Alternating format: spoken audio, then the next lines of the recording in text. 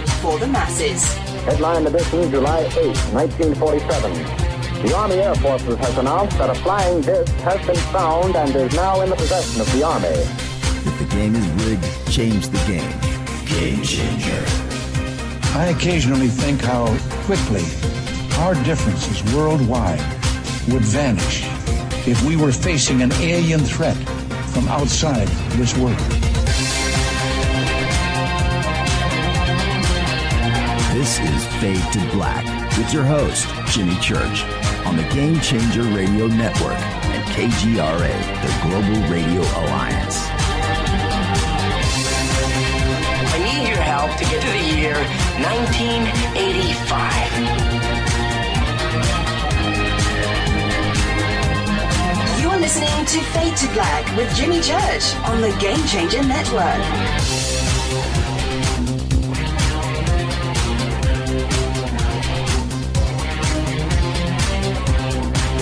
Good evening. Fade to Black. Bespoke radio for the masses. Yeah, man. How you doing? Today's Tuesday, July 30th, 2019.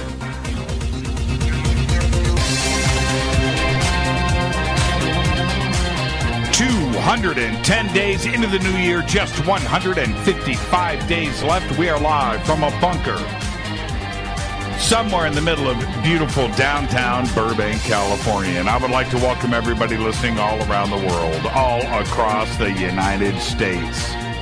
Hither and thither, to and fro, back and forth, up and down, east and west, north and south, far and near. This is Fade to Black for KJCR, the Game Changer Network, and KGRA, the Planet. I am your host, Jimmy Church. What is cracking, everybody? How you doing? How you doing? Okay. It's like this. So what we're going to do tonight, I am going to do a presentation. That's right. I'm going to do a presentation. Later on tonight, John Greenewald is going to be joining us. And we've got a little delay in the action with John. And so I'm going to take over the show tonight. I'm also going to open up the phones. John's going to join us a little bit later, okay? Instead of at the bottom of the hour. And, and no big conspiracy here. It's not about that. He's not where he needs to be right now. Okay, so we've been communicating all day trying to get this figured out. But it allows me the opportunity to speak. And I don't do that too often. I don't speak that often. We, do an AMA once in a while, which we should be doing again soon. We've got to get another AMA in. Love doing that. But I don't get a chance to just, I do my thing for 10 minutes each night, 15 minutes, and I rant about something. But I run the headlines and go through a couple of emails and Twitter and things like that. But I don't get a chance to speak that often because, quite honestly, my opinion doesn't matter. We bring on a guest on the show, and it's about the guest, right? Fader night, it's about you guys. You ask me questions, but I don't go full on, right? Well, I'm going to do that tonight. Last night, Don Schmidt mentioned a few times how the UFO community is used to spread disinfo by the Air Force, the CIA, and the Department of Defense. And we've been used to this. And, of course, we have the famous case of William Billmore, which I've talked about many times over the years. And is it possible that the claims of Richard Doty on this very show, that there are currently disinfo agents on the UFO lecture circuit, right? Well, I think it's a possibility. I look around especially after Doty, but I did this before too as well. You just kind of got to kind of got to look at everybody and listen to the conversation and how they're dealing with things and how people talk to me. And you got to watch this person. It seems like there's something going on. You just got to be aware, right? I can assure you of this. I'm not on anybody's payroll. I don't take suggestions from people. Guest questions, things to investigate, things to talk about. I don't do any of that. We do our own thing here. But is it possible? Is it possible that maybe the CIA in Washington, D.C. have an interest in spreading and controlling the UFO information that is all over the place these days? Well, of course they do. They did it in the past. They're doing it now, and they will do it in the future. It's always been this way. And there's reasons for that. You know, talking about this subject nearly every single night on the show has to be done. And this community, which is acclimated to the situation at hand, for sure. But we can't get complacent. We can't get comfortable. We can't let our guard down. And I have said many, many, many, many times that there is some type of controlled rollout that is going on right now.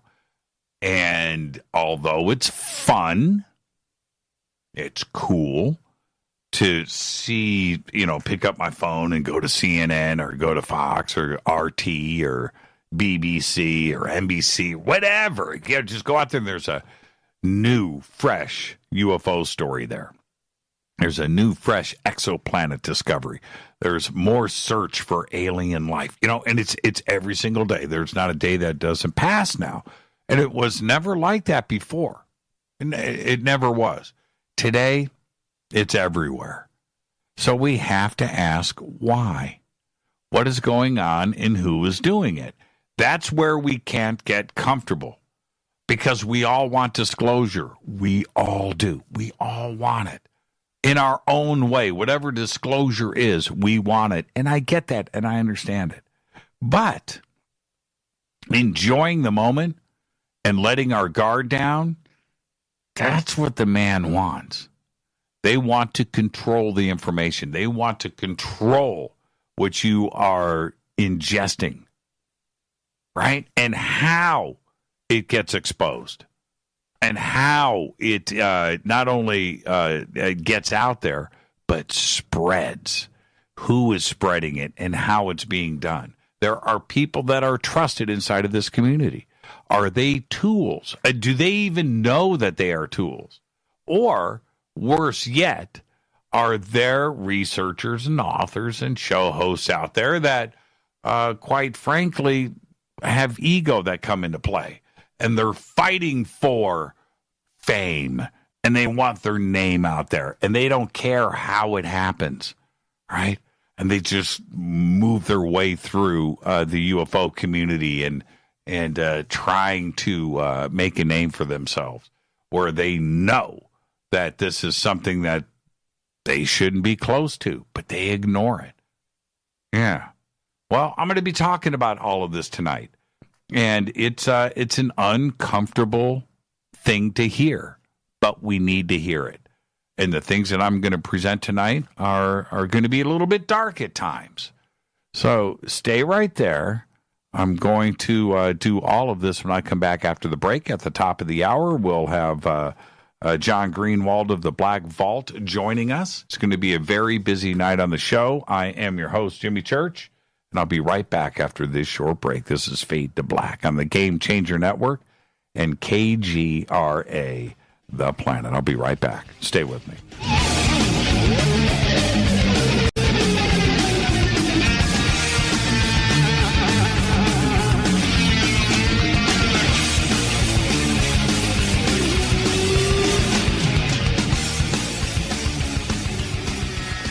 All right, welcome back. Fade to Black. I'm Jimmy Church. Top of the hour, John Greenewald will be joining us. I'm going to get straight to it because it's like this. I'm more than a little nervous. I've sent out my subtle and sometimes not so subtle warnings over the last year about the message and information flooding out through the mainstream media when it comes to the UFO question. And my main message has always been to remain calm, keep your radar up on high, and don't jump in too quickly. When it comes to the Stars Academy, or TTSA, the signs were always there. It's too much, it's too quick, and it's full of holes. Now, I'm not being harsh on TTSA. I just want you to listen and open your eyes and ears. You see, the members of our community and this host are just too smart. We've all been through this before many times. So for most of us, we are in a wait-and-see mode before we embrace TTSA and their mission. But for those outside of our community who don't have any experience with disinfo, agents, misdirection, and bad actors from the CIA or the Department of Defense, see TTSA as a Tom DeLonge UFO project, guided by Tom, run by Tom. After all, a UFO company run by the Blink-182 frontman has got to be cool and legit, right? You know, it's like, go Tom. And I get it. You do too. Those outsiders lacking experience with the UFO question who might look under the TTSA hood and see the CIA and DOD counterintelligence connections will think that Tom's got the people in the know, right? Working for him, staffed with the best, most professional agents and spies that you could put together. In fact, they don't care because it looks legit. It sounds legit. It must be legit. After all, it's Tom DeLonge from Blink-182. He's a punk. He's a rebel. He doesn't trust the man. He's anti-everything, so he must know what he's doing, right? Well, in the punk world, not trusting the man is your street cred. That's right. Let alone being seen with someone from the other side. You don't do that in the punk world. Seriously, it's a very big deal, and it's a big deal to Tom, and I understand this. This also makes Tom the perfect guy for the man to embrace. The CIA and DOD have been waiting for the right person for a very long time, and quite frankly, he was a gift. There is no doubt that Tom DeLonge is serious about UFOs, though. He has talent. He's a real artist, and with that comes passion. And when you have the success that he has had, it means that truckloads of money come along for the ride.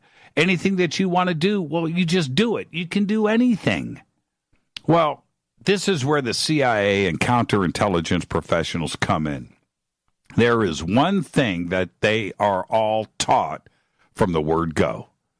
When you have someone that you need on your side, you stroke them. It's their first priority. Their first priority is to make you feel special. That it's all about you. You are the best. You are respected. You are the only one. And that's how they got to Tom. And I get that. I've heard him say it. And so have you. In our interview on Fade to Black, he stressed this many times. And I understand it. But Tom isn't the only one, by the way. He's not. And I can assure you that there are those over at TTSA that have said all of those things, right? Anybody out there waving the flag for the Academy, TTSA, they hear it. They hear that they are the best journalists, that they're the best authors, they're the best researchers, that they have their respect. And who doesn't want to hear that? Well, we all do. And the CIA and counterintelligence agents know this. It's how they roll. Now, I'm not going to disclose anything private that was discussed between TTSA and myself over the years. I won't do it. That's not cool. But I will say this. I have had many, many conversations with top members of this community, and they've all told me the same things when it comes to TTSA. That TTSA loves me. Not me, Jimmy. I'm talking about the researchers, the authors, that they love them. They respect their work. They know that how professional they are and that the community listens to them because they know that they can trust them. And I've heard this so many times now, it's almost scripted, word for word.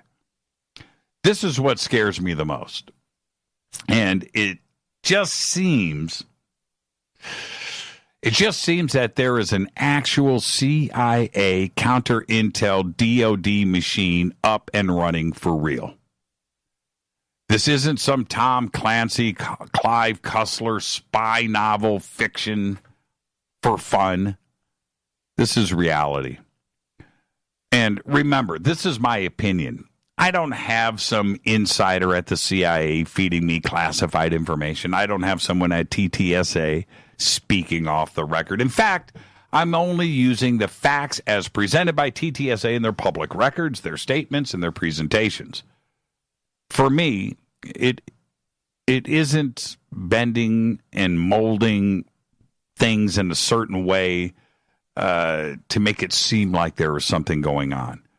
No. In fact, you don't even have to do that sort of stuff. You don't have to use your imagination and go full-on conspiracy. No, you don't have to do it. You just have to read it for yourself. So if you don't think that To the Stars Academy is a fully staffed CIA DOD counter-intel company put together for some crazy UFO agenda, listen to this. Here are 9 of the 12 key staff for To the Stars Academy, their TTSA job title, and their work experience. At the top of the list, number 1 is Tom DeLong, chairman of the board, interim CEO. Interim. We'll get to that interim title in a minute. Stay right there. Number 2 is Jim Semivan. He's vice president of operations for TTSA. Vice president. He has 25 years as operations officer for the CIA's Directorate of Operations. He's also a trainer for the CIA and its tradecraft and countering weapons of mass destruction. Number 3, Steve Justice, Chief Operations Manager. That's right, 31 years at Lockheed Skunk Works, advanced systems, concept design, breakthrough tech development, and he's got security clearances and oaths. Dr. Hal Puthoff, Vice President of Science and Tech for TTSA, 50 years at General Electric, NSA, the National Security Agency, and worked for the CIA while he was at the Stanford Research Institute. Then there's number 5, Luis Elizondo. His job title is Director of Global Security. That's right. That's his job title at TTSA. His experience, career intelligence officer, U.S. Army, Department of Defense, National Counterintelligence Executive, the Office of Director of National Intelligence, and allegedly Program Element Manager for ATIP, whatever that means. Thought he was the director. More on that in just a bit. Then there's Chris Mellon, National Security Advisor, Deputy Assistant Secretary of Defense for Intelligence in the Clinton and Bush administrations. And yes, Mellon of the Mellon banking family. Number 7, C. Chris Herndon, United States Government and Department of Defense Tech Coordination. That's his job title for TTSA. Of course, he was Director of White House Information Technology for President Trump. Number 8, Dr. Norm Kahn. His job title at TTSA is National Security. 30 years at the CIA and a recipient of the CIA's Distinguished Career Intelligence Medal. Number 9, Dr. Paul Rapp. His job title for TTSA, Brain Function Consultant. Think about that. What does he have under his belt? Well, he's got a CIA Certificate of Commendation. Now, there are so many takeaways from this list and its facts, but the first thing that stands out for me is DeLong's interim CEO title. You need to think about this for a second, because if he is replaced as CEO by, say, Jim Semivan, that would make To the Stars Academy a full-on CIA operation. DeLong is the only real civilian on this list, and he's the odd man out. Who would the board replace him with? Now, it's pretty safe to say that it won't go with another singer or musician from a supergroup. I don't think so. But Dave Grohl would be cool. You know, Foo Fighters. He's got loads of street cred. Anyway, it'll be another lifelong career intelligence officer that will take over as CEO. Someone with a security clearance, an oath, and deep, dark connections. That's a guarantee. The next thing that really stands out on this list is all of the national security job titles and experience. And you have to ask yourself why. What's the deal? This is a UFO company, right? One thing is for sure. It fits the message of threat that has been all over the media and History Channel with the series Unidentified. It's been all over the mainstream media. Threat, threat, threat. Naval pilots, right? Briefings for the Senate. The president. Threat. It's a threat. They're a threat. That's why. Honestly, it's the only word and view that these types of career agents understand. Everything is a threat to them. It's how they roll. The third thing that stands out is the lack of research partners. That's right. Research talent. It's all defense. It's all military. It's spies. And that appears to be the focus. Well, not appears. That's wrong. It is the focus. Now, during the live stream back in October of 2017 for the launch of To the Stars Academy, at that time, it was all about using your investment dollars from stock purchases, that this amazing alien technology was going to be developed for us, for everyone around the world, right? Anti-gravity airliners, right? Wrong. It's been 2 years, and the only things developed by To the Stars Academy were a TV series, a couple of books, and nice fat salaries. And, of course, lots and lots of stock and stock options for the crew there at To the Stars. How much of the investor cash has been used for marketing, for public relations, promotions, versus actual development of, well, anything? What is that ratio? What is that ratio of the stock money that came in that just went to salaries, right? That went to marketing and publicity for their own benefit, not for the benefit of us, but for them as individuals.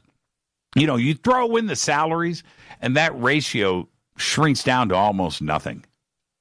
I'm going to be very interested with the next financial disclosure filings at the end of the year for To the Stars. It's going to be very, very telling. I don't know how to look at all of this right now. I don't. Who's going to replace Tom DeLong as CEO? Who's going to replace Tom?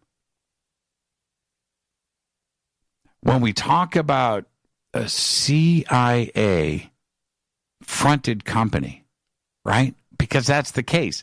And if they bring in somebody, and they're probably listening to me right now, and they're going, you know what, Church is right.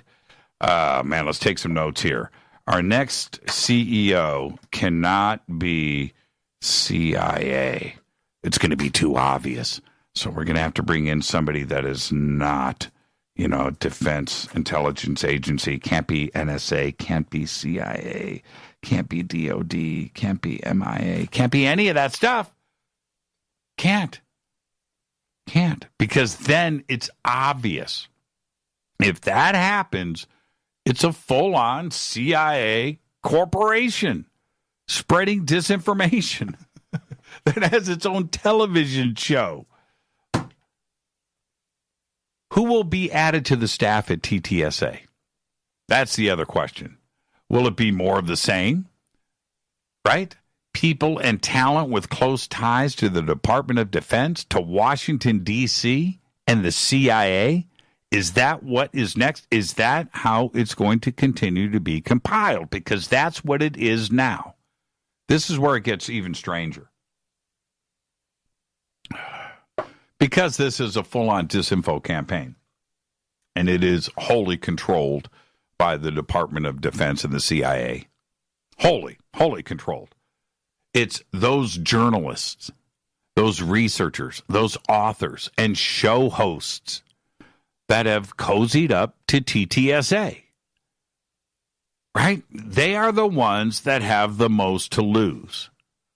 How will they be able to face the nation when the reality hits the fan that they've represented the CIA, written for the CIA, a CIA front outfit, like the United Fruit Company from 1964? Do you dig it? Do you understand what I'm saying? Those out there that have, and I'm not going to, there's no sense in mentioning names or going down that road. This is my warning to all of them.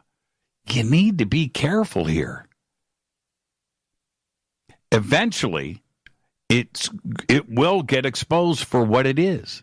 And you're going to have to turn around and face your friends in the UFO community, your audience in the UFO community, and go, well, I wholly supported and got paid by and have stock in a CIA front company that was controlling disinformation out to the world on the UFO agenda.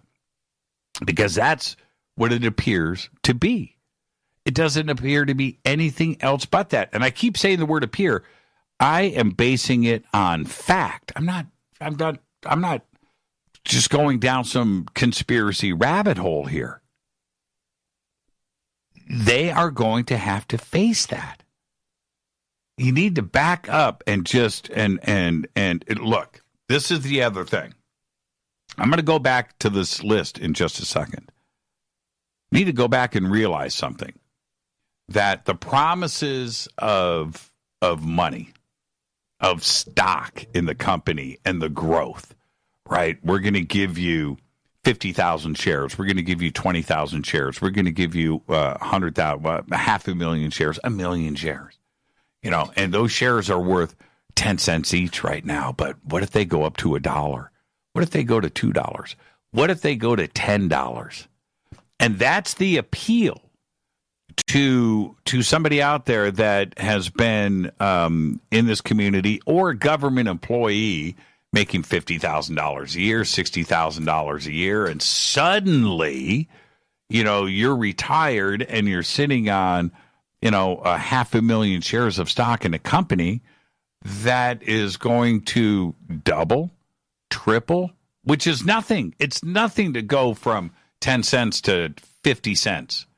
But if you think about it, 50 cents a share, $1 a share, but you're sitting on something that had an initial value of nothing at the stock offering, and then you've got stock options in the future, that to somebody is a way to come in and go, yeah, I'll be a part of this action. Because they're already in the circle. They're in the group. They come from counterintelligence. They come from the CIA. They come from the Department of Defense with those government salaries. And suddenly they're in the private sector getting offered, this kind of incentive and bonuses. Money they've never seen before, except for Chris Mellon.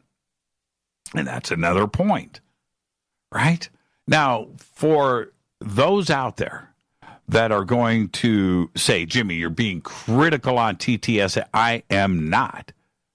In a couple of years go by, and they actually turn out to be who they are trying to say that they are, which is our friends, and they're moving the UFO agenda forward. I have not heard anybody from TTSA that UFOs are real and they have the proof and they are part of the government and they're bringing this information forward. No, that has not happened.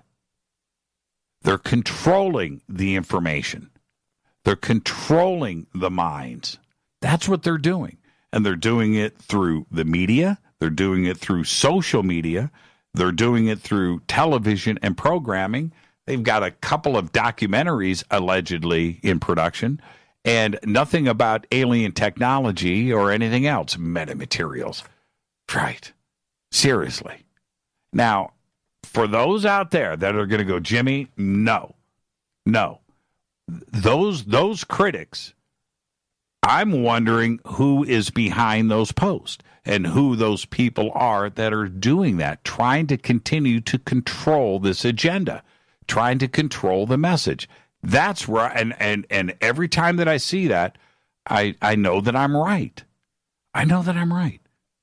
Now, I want to go over this list one more time so you understand where I am coming from. This is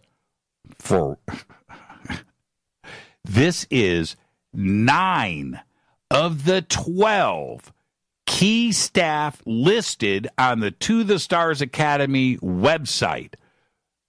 Their job titles posted by To the Stars Academy. Their experience posted by the To the Stars Academy. I didn't go to Wikipedia. I didn't go to somebody else's website. I didn't listen to somebody else. This is from To the Stars themselves. Again, Tom DeLonge, interim CEO. He's going to get replaced. I don't know by whom. Number 2, Jim Semivan, 25 years as operations officer for the CIA's Directorate of Operations. He's also a trainer for the CIA. It's tradecraft and countering weapons of mass destruction. Number 3, Steve Justice, Chief Operations Manager for TTSA, 31 years at Lockheed Skunk Works, Advanced Systems, Concept Design, Breakthrough Tech, and Development. Again, I want to stress the security clearances and oaths that he is under. Number 4, Dr. Hal Puthoff, Vice President of Science and Tech for TTSA, 50 years at General Electric, the National Security Agency, and worked with the CIA while he was at SRI. Number 5, Louis Elizondo, Director of Global Security. That's his job title at TTSA. Career Intelligence Officer, U.S. Army, Department of Defense, National Counterintelligence Executive, the Office of Director of National Intelligence, and is allegedly the Program Element Manager for ATIP. And again, whatever that means. Thought he was the director of this thing. Chris Mellon, National Security Advisor. What do you need that for? Deputy Assistant Secretary of Defense for Intelligence in both the Clinton and Bush administrations. And once again, he is a Mellon of the Mellon banking family. Then there's C. Chris Herndon, United States Government and Department of Defense Tech Coordination. That's his job title for TTSA. He was the Director of White House Information Technology for President Trump. Number 8, Dr. Norm Kahn. His job title for TTSA, once again, National Security. He spent 30 years at the CIA and was the recipient of the CIA's Distinguished Career Intelligence Medal. He's a spook. Dr. Paul Rapp. His job title at TTSA is Brain Function Consultant.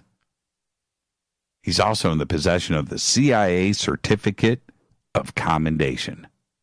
If this doesn't scare you, the interim title of CEO for Tom DeLonge when he gets replaced, who does he get replaced by? And if the natural thing to assume here that it would be Jim Semivan.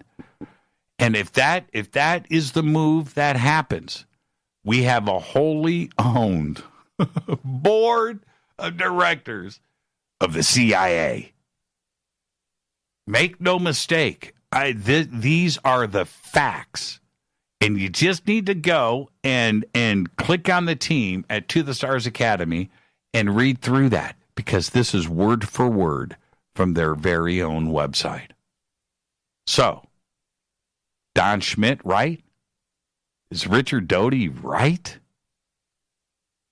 They are. This is Fade to Black. I am your host, Jimmy Church.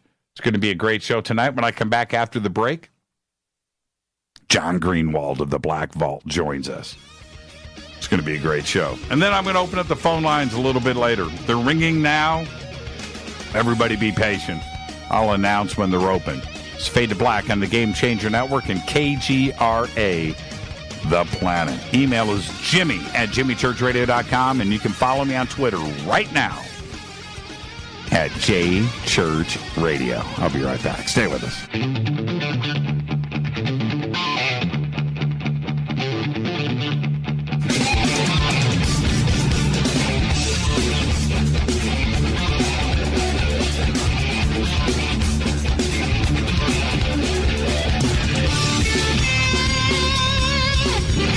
All right, welcome back. Fade to Black. I am your host, Jimmy Church.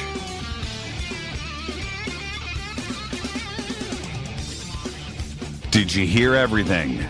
You need to listen. That's it. Keep your eyes and ears open. That's all that I'm saying.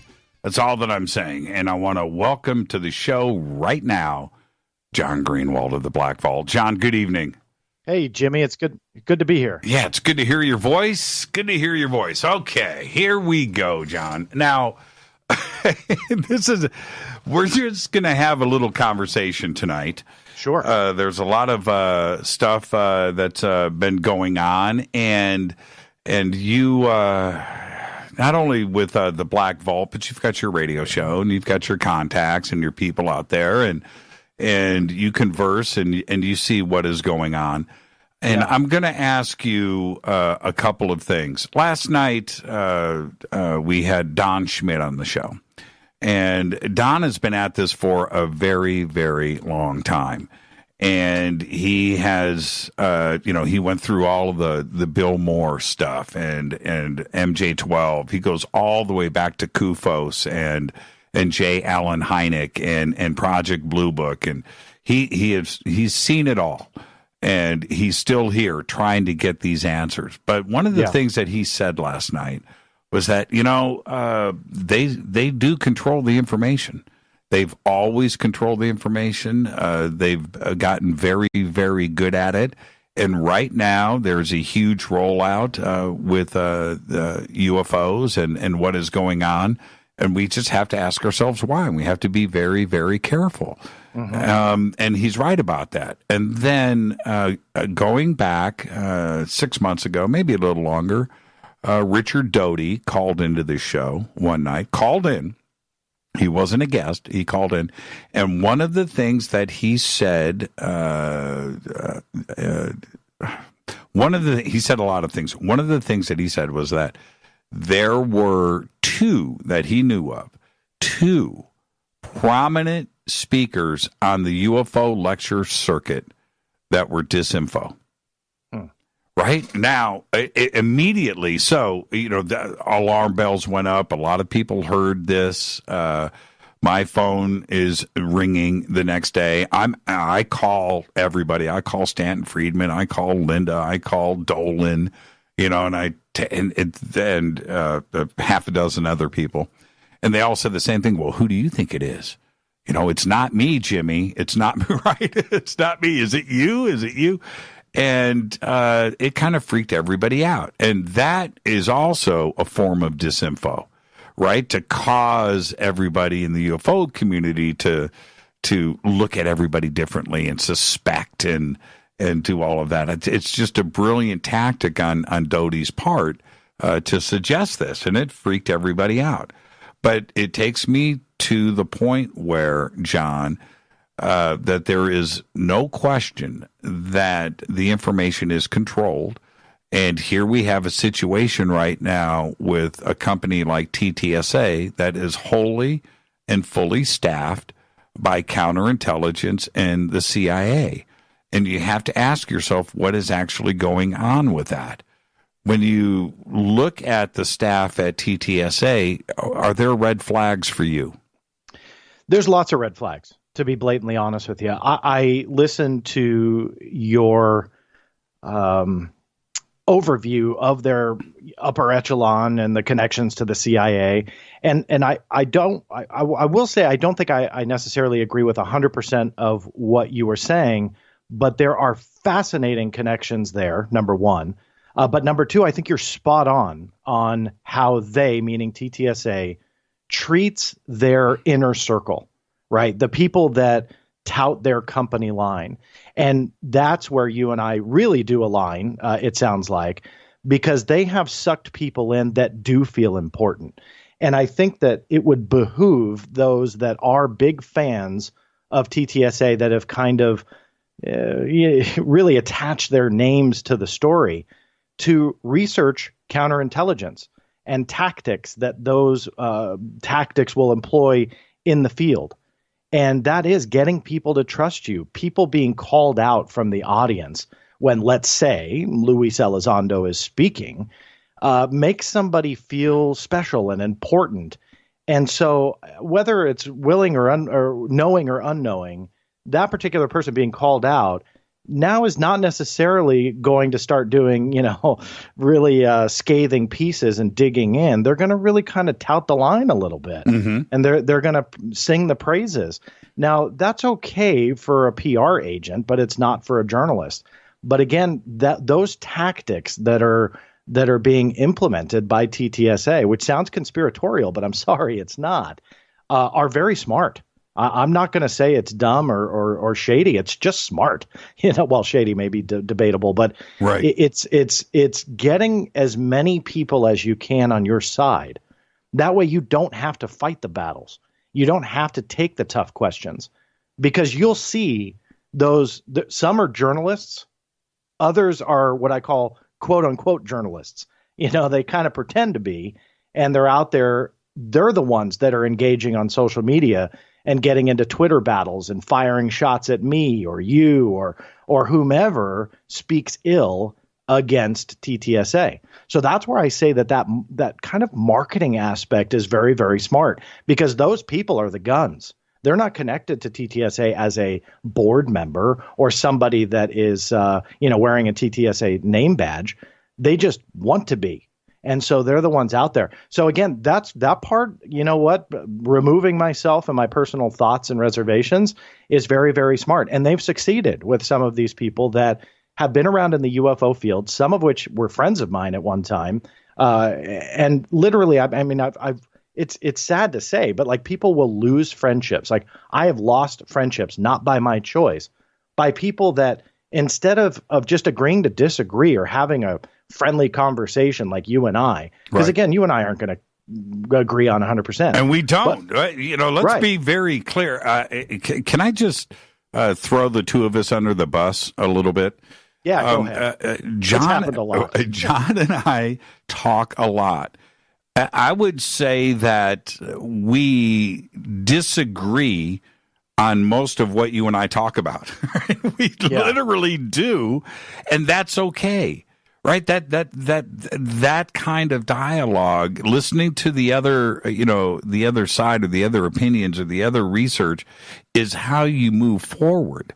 I always listen to you. I don't always agree. Yeah, but that's the fun of it, right? That is the amazing part of this field, that we can have that conversation. You and I could be on the air. We can have a private telephone conversation. We can be having a barbecue, drinking a beer, whatever, and we leave at the end friends. Right. But one thing that TTSA, and I don't blame this for this. I really genuinely don't think they had any intention to do this part. But one thing that they have achieved more than all else is divide the UFO community with such a firm, deep line in the sand that separates people that are out there touting the TTSA line and people like me who are asking questions that I feel are important and that should be addressed.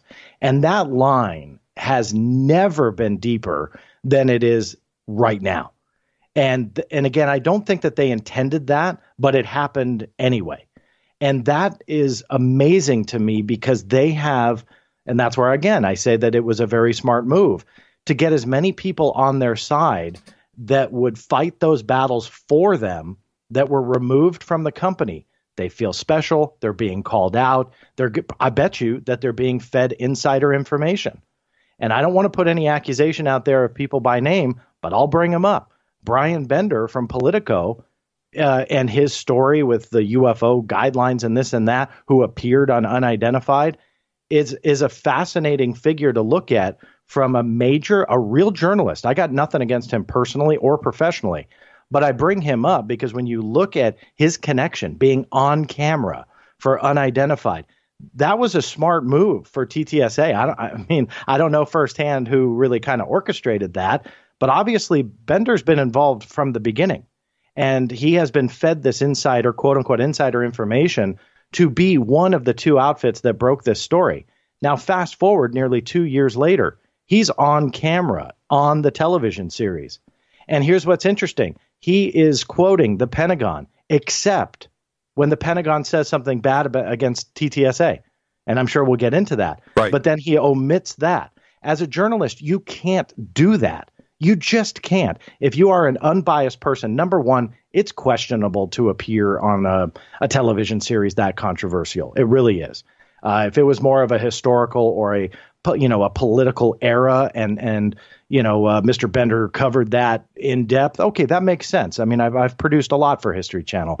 Those are the guys you go for. Mm-hmm. But on something this controversial and you put him front and center, what do? Now you make him a TV star, right? Even though he wasn't the star of the show, don't get me wrong. But to somebody who's not on TV all the time, that's how they feel. I know that for a fact because I've worked with people like that. Mm-hmm. And so when you do that, now what happens when the Pentagon says, well, Mr. Luis Elizondo had no responsibilities on ATIP, right? They fire the shot across the bow and they say, look, we've had enough. So this attention that's all this is getting, there is some truth to the UFO thing, right? Everybody flipped out over it. And the second part of the statement was, but Luis Elizondo had no responsibilities on this program. And then it's like, there's a mass conspiracy to take down one guy. And this is the Pentagon doesn't know what they're doing. And this is a conspiracy. And it's like, well, wait a minute. Just a week ago, the same person from the same office said something that you praised to high heaven. It was gospel.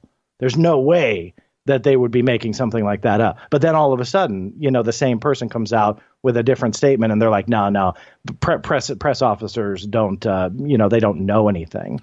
And so it's a very selective belief system, which is hurtful and harmful. Now, I would expect that from the bloggers and from people that pretend to be journalists. That's fine. Not Bender, not of his status. Not at all. And from somebody from that status. Yeah. And so for me, I try and remove myself from, again, because I get emotional about this. It's personal. I've been involved in the UFO field for 23 years. Of course, I care about what people are talking about. And so I try and remove myself and I look at it and I go, that is fascinating. A major mainstream outlet. Oh, by the way, because this is public, I mean, I'm not blowing anything that was private. But Brian Bender blocked me. And after he and I had conversations, and I wrote him and I said, hey, man, I didn't say anything to you. Like, what's this all about? He was mad that I forwarded an article, retweeted an article on Twitter that had quoted the Pentagon statement about Luis Elizondo. That was it. And he told me that was the reason. And it's like, well, wait a minute. Why are you so afraid to cover that? You can refute it. You can disprove it.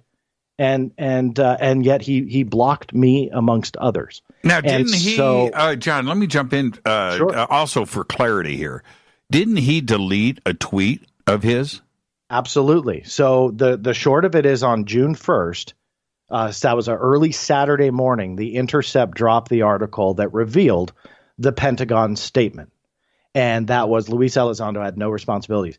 Sunday night on the 2nd, Brian Bender said, expect a new statement this week. And it will essentially put this issue to bed. I'm paraphrasing there, but it essentially put the issue to bed. But he promised that week that a new statement was coming. Right. So I wrote Bender, not only publicly but privately, and I said, how would you orchestrate a new Pentagon statement on a weekend and promise it to the world? Like what are you? And I wasn't challenging him. I was genuinely asking, because when that statement was published, I didn't believe it. As many red flags as I've had about that organization, I did not expect that, and I did not believe it. I honestly didn't. And I independently verified it to make sure, and it was true. I was flabbergasted. I truly was. And that's hard for me to say, because I've had so many reservations about this story. And I didn't believe it at first. And so when Bender posted that, I said, okay, well then here we go. And that week came and went. The next week came and went. Then and I believe I'm getting too far ahead chronologically, but George Knapp had, I believe about a week later, I think it was Wednesday, if memory serves, that next Wednesday after The Intercept published their article, with a new version of a 2009 Harry Reid letter that, according to him, proved that Luis Elizondo did head the ATIP program. And then further, it disproved The Intercept and their claims. So I took that letter to the Pentagon. And again, we're expecting a new statement, and that never came. So then this letter pops up. So, I mean, a lot of people won't believe me, but I was looking to change that statement. And the reason was because that does more damage to this entire story than anything I have ever brought up. and some people hate me for bringing up certain things. In my opinion, if this does turn out to really genuinely be true, and Mr. Elizondo has embellished to the point of fabricating his background, if that turns out to be true, in my opinion, that will be more damaging to this entire story than anything else. And so I did truly, genuinely aim to at least put that to bed so we could move on to the questions that I felt were still pressing. And so I took that letter and I sent it to the Pentagon. And to my surprise, not only did they verify the letter, they had no problems admitting that that was a legitimate letter. They verified it in an official statement to me. They said, yes, that letter is real. And no, it does not change anything. And that, to me, is a very important aspect to this story that people need to pay attention to. Yeah, what I find interesting here, John, is that TTSA, and I'm being very direct here, TTSA does not want to answer questions. What they want to say, and what they continue to say, is, you know what, you're missing the big picture here. Yeah. You know, let us handle this. Don't ask questions. And that's the opposite of what this country and excellent journalism stands for. That we are entitled to ask questions, and that's it. And when somebody says, you know what, no, not right, no, you know what, that's not important. Well, you know what, then answer the question, and we can move on. But don't say to back off. You know, you can't do that. And that's what it tells me, that we're asking the right questions.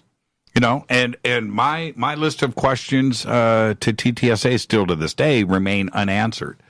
And for anybody out there that calls themselves a journalist that is in the presence of anybody at TTSA and isn't asking the obvious, then you have to wonder really what's going on, because they just want to be surrounded by yes people.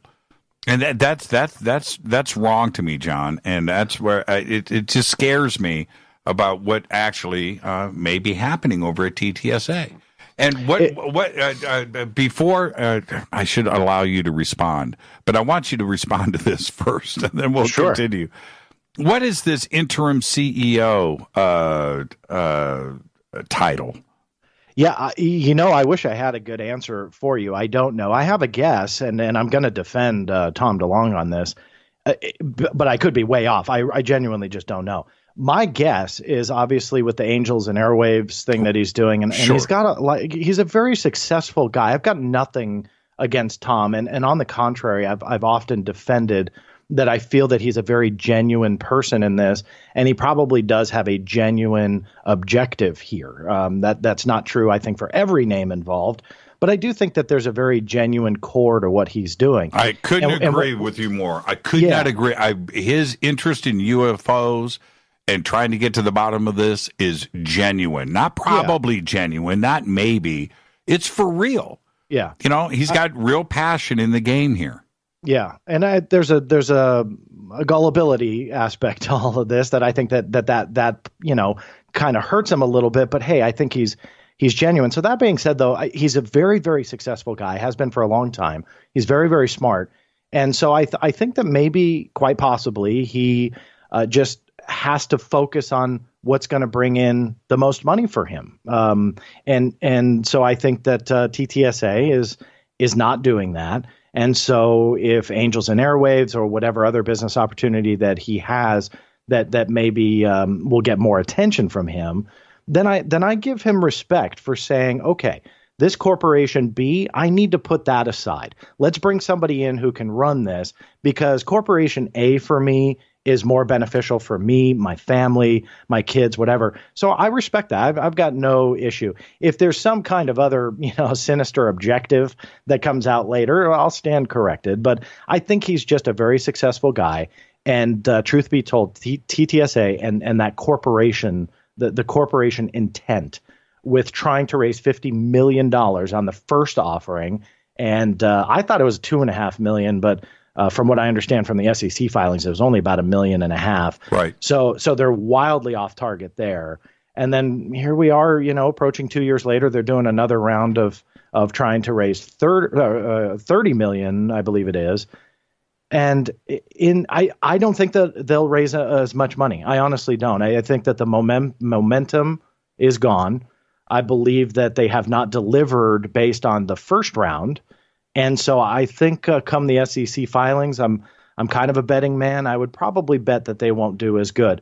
For their sake, hey, I'm a business owner myself. If they're trying to do a business and this is how they're going to raise money, I wish them all the best of luck. But I just don't think people are going to start shelling out the money, because what have we really received at the end of the day? A lot of promises, a lot of broken promises. But really not substance, not content, not context. We're missing a lot. And I think people are starting to catch on. And if you don't believe me, check social media, because it's not the puppies and rainbows that it used to be October, November, December of 2017 when they would put out something. It's changed a little bit, and people are getting tired of the teases and the, hey, wait, I've got something big coming. Invest here and we can do some tests. It's like, what happened to the $1.5 million that you first did? And as you pointed out, marketing and T-shirts and coffee mugs, and that's hurtful to the bottom line. So hey, if they're out to raise the money and they're trying to make this a business, I wish them the best of luck. Well, Tom, his talent and everything else, he got this thing off the ground. TTSA has launched. He's a creative guy, and if that's what he needs to get into the studio and play guitar and write songs and Angels and Airwaves and do all of that that's where his heart lies, and he needs to go and do that. But who replaces him? And what if in your estimation, we've got 2 minutes, John, before the break. If it's Jim Semivan, a 25-year CIA veteran, does that make To the Stars Academy a CIA front company at that point, where you don't even have an actual civilian anywhere on the staff anymore? It's all counterintelligence, DOD, and CIA. I wouldn't be ready to quite say it that strongly, but I would say that that's a lot of CIA people. And once you're trained at that level, you can't really teach an old dog new tricks. And so it's probably going to operate like one. So again, I'm not ready to say that, this is tied to the government and there's some kind of sinister CIA objective. But it probably would be run like one. I mean, I wouldn't argue that point. Well, perception, theatrics is half of the sale.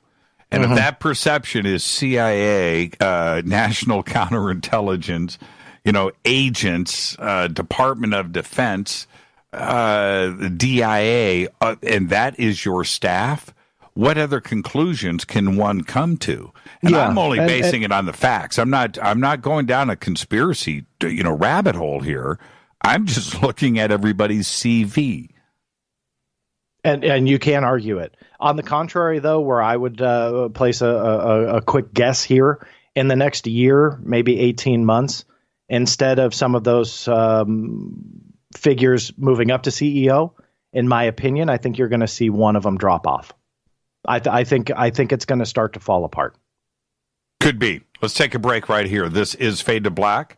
We're talking about disinformation. That's what I'm talking. It's a crazy situation that we find ourselves in these days. It's Fade to Black. I'm your host, Jimmy Church. Our guest is John Greenewald of the Black Vault on the Game Changer Network and KGRA, The Planet. We'll be right back. Stay with us.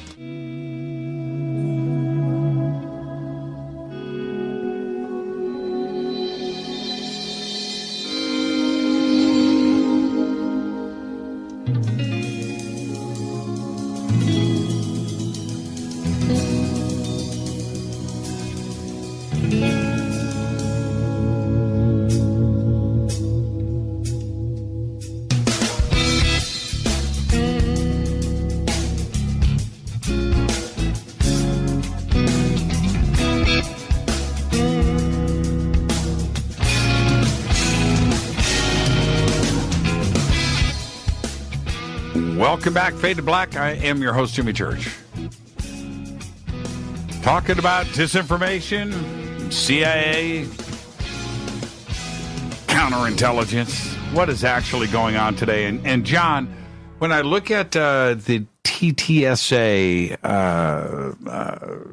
how do I say, talent, I'm going to go with talent here. We've got a company that is allegedly developing alien technology to move into the private sector for profit.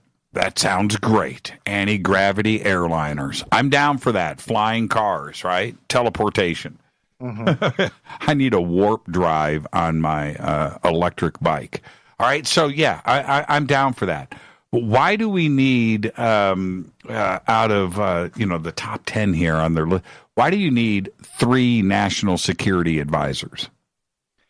Yeah, the titles for everybody are fairly confusing. I mean, I think that it warrants a little bit of an explanation from To the Stars Academy. Now, I'm not a stockholder, so maybe in their meetings that they have, I believe that they have like shareholder meetings and stuff. Maybe they've explained it, but it just doesn't make sense. I mean, the director of global security or whatever it is for Luis Elizondo, like, what is he securing on a global scale? Like, what?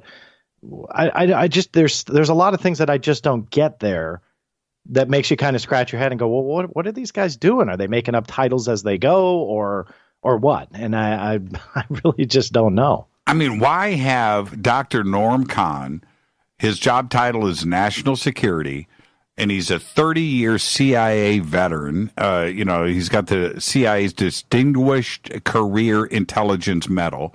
Full-on spook, right? That's it. He's a full-on spy versus spy spook. What is he doing as an employee at To the Stars Academy?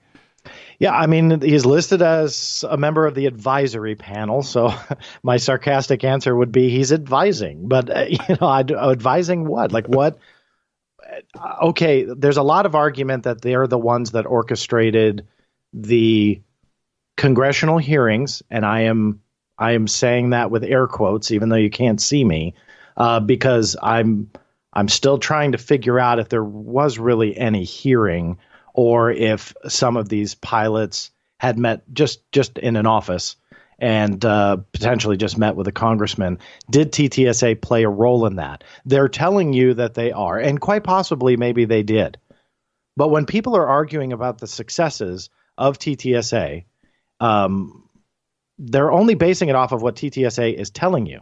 And I don't know what role some of these advisors are playing. For example, like Dr. Khan that you just asked me about, or Chris Mellon, who's probably the one that's most influential out of everybody, that if they really did achieve all of this, it was him. But a lot of these names that are listed on the website with these fancy titles, I mean, I haven't heard of some of these guys other than them just being advisors, and they're not playing a role in anything. So again, I mean, I don't pretend to know about the inner workings of their corporation, but it does make you scratch your head on why would you have that? The brain function and consciousness consultant. Yes, what is up with that? Like what? Yeah, exactly. Like what are they doing here?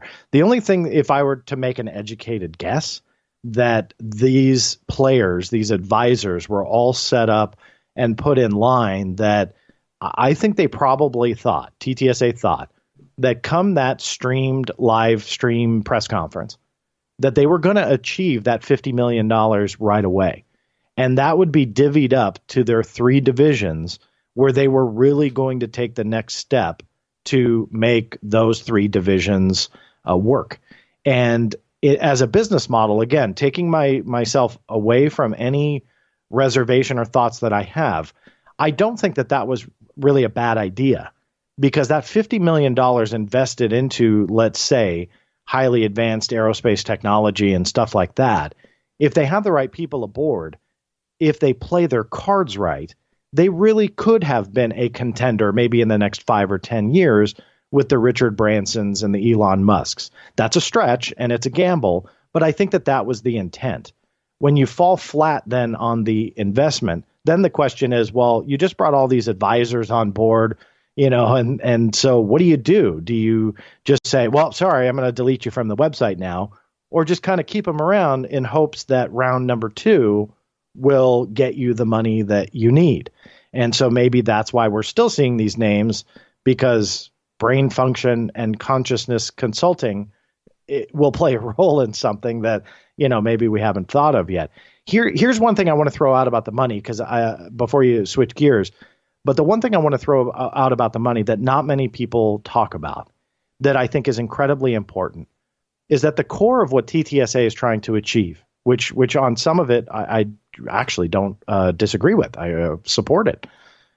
If they really were doing something that they wanted to benefit the public, if we take 2 of the players that you have already named in this show, Chris Mellon and Tom DeLonge. Mellon comes from a very successful family. I was curious. I looked it up. That family is worth, according to Forbes, $11.5 billion with a B. That's right. Now, I've tried to look for a accurate net worth of Tom DeLonge. I get anywhere from 40 to $80 million, somewhere around there. Let's just say it's 40. That's a lot of money. Single-handedly, double-handedly, between those 2 gentlemen, they could make this organization based off of money from, if Chris doesn't have it, he can call an uncle or a cousin or whomever and say, hey, look, here's a viable investment opportunity. Let's do this. Let's make it work. And they could have made it work in like a day. The theatrics to do this public benefit corporation and solicit money from the public, that's all well and good if it worked. It didn't work. So now fast forward, instead of switching the way that they're going to finance this, they kind of double down on these broken promises and say, hey, look, here's a piece of metal. And in their press release, this to me boggled my mind, a scientific announcement that they acquired a metamaterial, and they put this press release out there. And the press release uses a photo of a earth-based mineral known as malachite. Now, I tweeted that out, and there's a stock footage house that actually has the exact photo that they used for their press release about this scientific breakthrough acquisition. And for me, that is telling. Why would you not use a picture of what you have? And then I think, and I'm not going to take credit, I wasn't the first one that figured it out, but I tweeted it out and said, look at this. This is ridiculous. It gained a little bit of traction. So they were publishing the photos of the metamaterial in hopes to, I guess, squash the public reaction of, why are you guys showing a rock?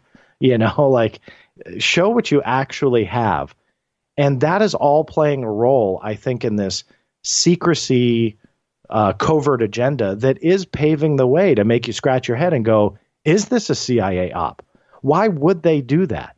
They could fund all of this with their board members. Easy. Yet they don't. They could show us these scientific breakthroughs that they've acquired, right? They had this elaborate press release, but all they did was they got the medal. Like, there was no testing. There was no nothing. So they made it seem like something it was not for round 2 of funding. I just don't get that. Those are the things that need to change. They're not going to be able to do anything. I want you, again, for clarity, this photograph on their website for the metamaterials press release. Yeah. You're saying that this photograph that I'm looking at here is a stock photo? Yeah, so if you go to dpo.tothestarsacademy.com/blog. So that's key, and I'll tell you why in a second. So go to /blog. The top one, July 25th, 2019, that is malachite. And my Twitter account has it. I posted it a day or two ago. Shameless plug. It's Black Vault, COM, blackvault.com. Right. And you'll see it. And I link over to the Shutterstock stock photo of malachite. Now, I was born and raised in a rock and gem club, and I laugh only because I had a lot of fun in it. It was very cool. You learn a lot about rocks and gems and minerals and stuff like that. So malachite is something that I've seen since I was a wee little lad when my mom and dad would take me to these meetings. So it doesn't take a scientist to figure out, like, hey, wait a minute. Not only is that not a metamaterial, but why are you editing a stock photo of malachite and putting that out there? So I linked to the direct one. You can match it up. It is 100% a match. And that's what they are putting out there. So that's worrisome. And as you know, I mean, you've interviewed me a couple of times. I never harped on TTSA in the beginning about, number one, using a picture of a Mylar balloon that was debunked years ago as a representation of the Tic Tac, right, in their original thing. I never brought that up. Mistakes happen. I did. Well, but I mean, look, rightfully so. But I mean, my gripes were elsewhere. Yes. But now it's more important to me, because then you had Luis Elizondo standing in front of a world audience in Italy and giving a presentation and points to a CGI, a still frame from an animation. And I knew it right away because I had licensed it years ago for a documentary I did for History Channel, but I'm not the only one. This thing has been used and reused 100 times over. And he points to it and he says, this is an exact photo of the 1952 Washington sightings over the Capitol building. No, it was CGI. And not only that, when he did that, this is what bothered me most about that, John, is that anybody in the UFO community knows that there were no photographs from 1952. Everybody knows that was a picture of reflected parking lot lights, and it was used for a film poster, a movie poster, or it was the cover of Fate magazine or whatever it is. But we all know this. And when he said that, I thought to myself, here's a guy that doesn't know the facts and he doesn't know what he's talking about.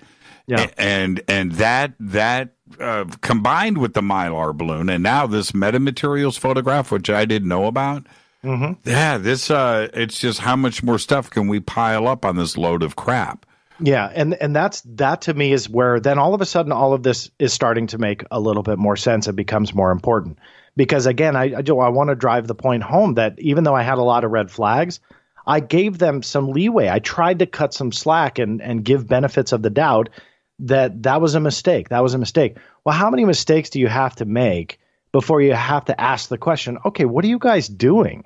There's a phrase that I call them the TTSA super fans, that is thrown around a lot. Well, the UFO community isn't their target, so who cares what John Greenewald or Jimmy Church or whomever says? They're above and beyond that, right? I don't know if that's an official stance or not, but a lot of people that fire shots at me will say that.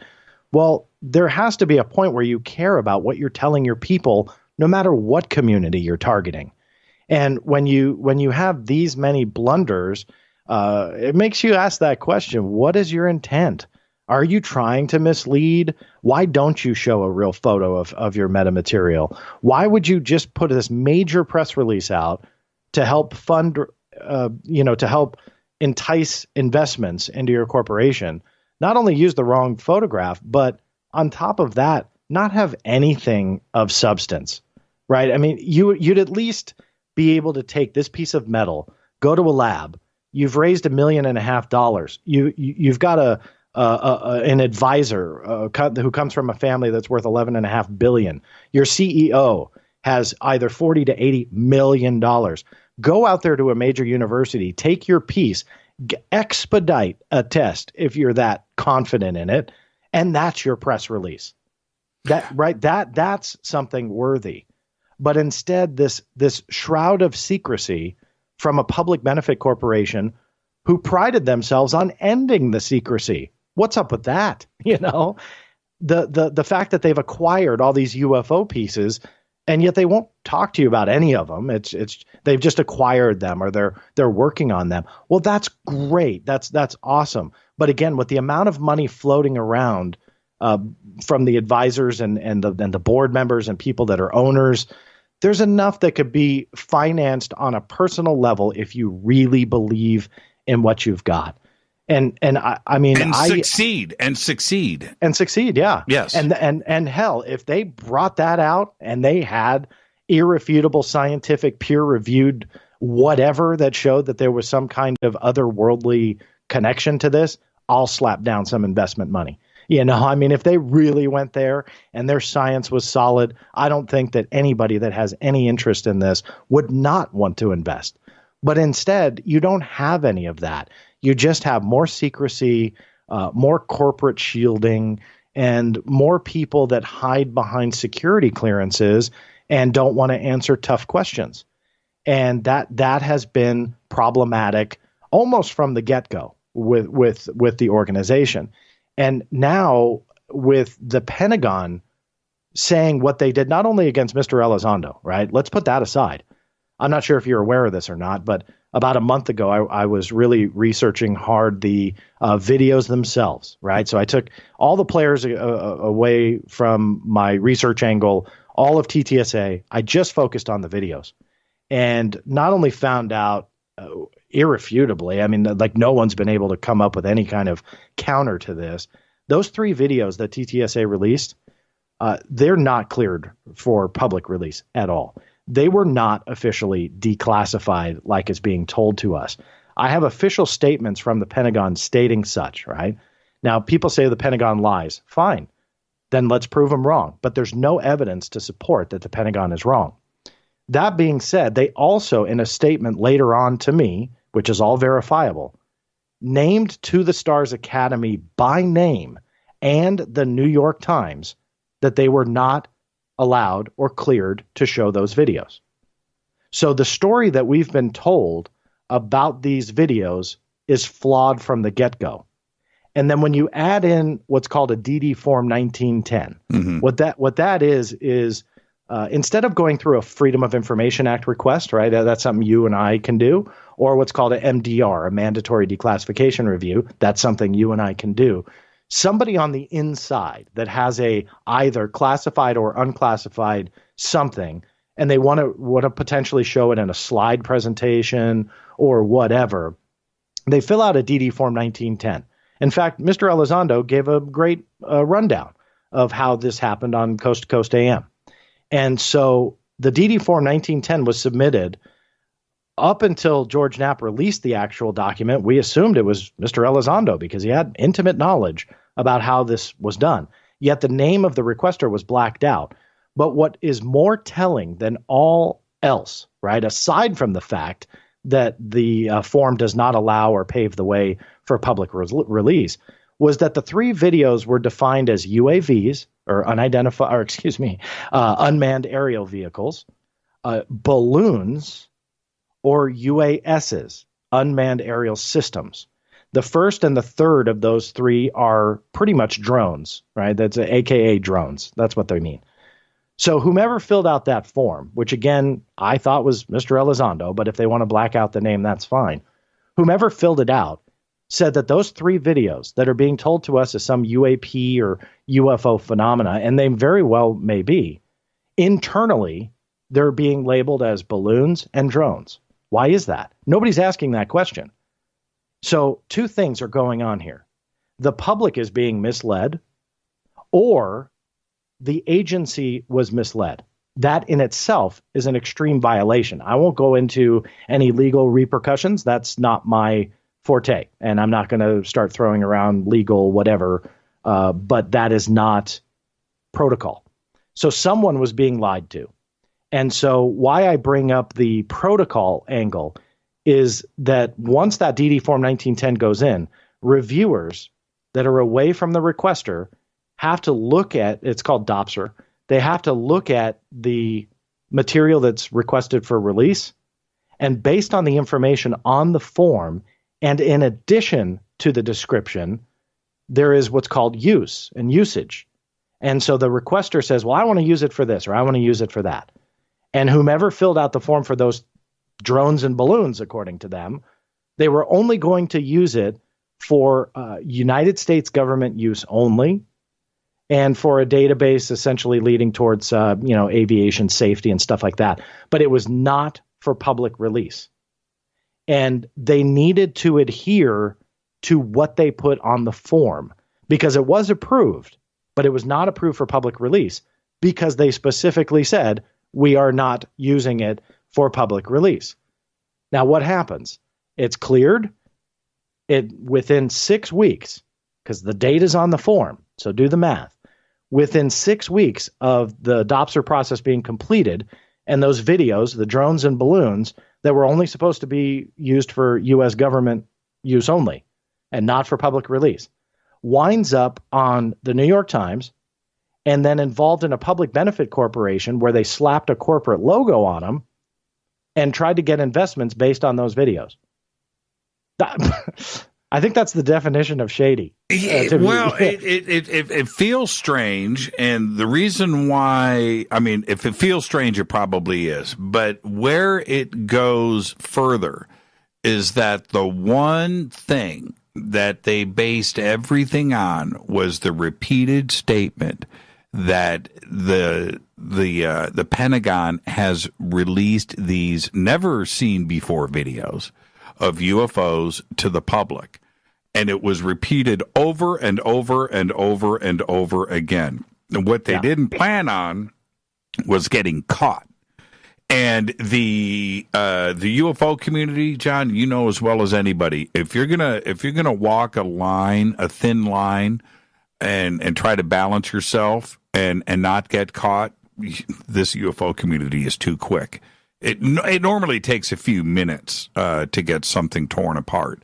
Yeah, and that's what happens here. The situation that has gone down with TTSA, it's not been once, it's not been twice. It wasn't the Mylar balloons or this metamaterials or the videos or these other mistakes. But then there's the situation with Elizondo. There's aerospace or aeronautic, and that question about ATIP and how one thing after another, where you've got the New York Times doing their article. And when they did that article, everybody accepted that as gospel. Well, it was in the New York Times. It went through legal. They vet everything. So all of this must be true. And so it's taken as biblical fact, and then it goes across all of the rest of mainstream media. The story has never changed because it was established back then. Now they've gotten caught, one time after another. It just seems to me like there must be something legal here. Why isn't, why aren't there agencies looking at this and questioning what is going on? If this was Coca-Cola, John, they would be called out. There would be Department of Justice ethics people all over this. Yeah, you can't do this. But why does To the Stars get away with this one time after another? Let me ask you a quick question, not to step on you there. No, you're not. And I don't have any insider knowledge. Let me preface it by saying this is a genuine question. Who says they're not? Right. Yes, I know. Isn't that bizarre? Yeah, and I think that a lot of people say, well, they're showing it and nothing has happened yet. Well, Mr. Elizondo in his interviews has said multiple times the government's very slow with what they do. So it is quite possible that there is an investigation. A lot of times these things, I mean, I do a lot of Freedom of Information Act requests for Inspector General records. And I can tell you, Inspector General investigations, they sometimes last years, and so it's not like they find out that these videos aired on Monday on the History Channel. They weren't supposed to. So on Tuesday, they're making phone calls and getting stuff done. I mean, granted, if it was a highly secretive, highly classified document or video, sure, yeah, maybe. But something like this, where let's just say that DD Form 1910 was accurate, and they're showing balloons. Yeah, technically they weren't cleared for public release, but the U.S. government has to weigh something. And again, I don't have any insider knowledge here. This is a guess. But the government has to weigh one of the most important aspects to this, which is, do you want to chance turning Mr. Elizondo into a martyr? That let's say he really did, I'm in the hypothetical here, if he really did do something wrong and there was something shady and they snuck these videos out, they got these videos out under false pretense and they put them out there. You have an army of people that support him for that. They don't care that he said they're UAVs or balloons or drones or whatever. They think they're UAPs or UFOs. They very well may be, but that's their mindset. And Elizondo is a hero. If that investigation then concludes, look, we've got to take action here. What's going to happen? Do you think that army of people is just going to go, oh man, that guy really did do something wrong. Oh shucks, I really believed him. No. They're going to be loud and noisy. I mean, look at what happened to Julian Assange with the public outcry. That's when exactly he was what's going to happen. That's exactly what's going to happen. And it's going to, what is ultimately going to be the message. Yeah. They have to weigh that because turning him into a martyr can potentially do more damage than not. So again, I'm playing hypotheticals here. I'm not placing a legal accusation, but it's an important factor that I think anyone with a logical mind has to consider, that either number one, they are investigating and we have not seen the result yet, or number two, they have investigated and they realized we can't do anything, because if we do, we're going to have an army of UFO people that instead of storm Area 51, it's going to be storm the Pentagon, and they're going to have a bigger issue, right? And they have to consider that. I can already hear it. They're taking Elizondo down, man, because he was speaking the truth. He was doing That's this already for out us. there. Yeah, I know. I can. Yeah, no, I mean, can already hear it now. It's been said since June 1st, since that dropped, since the Pentagon took that shot and said no, he didn't. And to go back to the Bender thing real quick. Well, hold on. I got to take a break right now. So let's do that. We'll be right back. We'll get back to Bender after this short break. Our guest, John Greenewald, the Black Vault. Stay with us.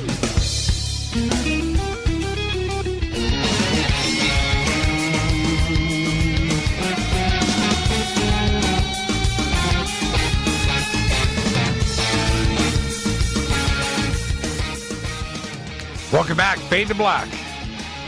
Talking about disinformation. The CIA, Department of Defense, National Counterintelligence agents. What is going on? Now, we started to talk, welcome back, John, about Brian Bender right before the break. Let's get back to your point.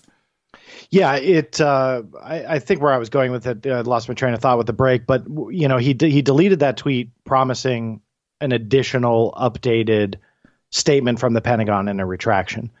And when you add that on top of the statements that the Pentagon has given about the videos, and it starts to paint a picture that we haven't been told the truth, that quite possibly the media was wrong. And I'm going to be fair, I can't believe I'm saying this, to the media, because a lot of this is very tough to understand, right? I mean, we just don't all have the knowledge about DD Form 1910s and the DOPSR process and positions within the government and this, that, and the other thing. I think they could have vetted a little bit better, it sounds like, but I want to be somewhat fair.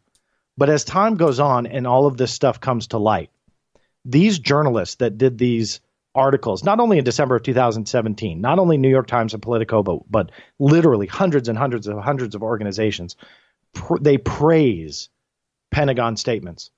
And yet now we have Pentagon statements that are putting more information out there, and it's that selective reporting.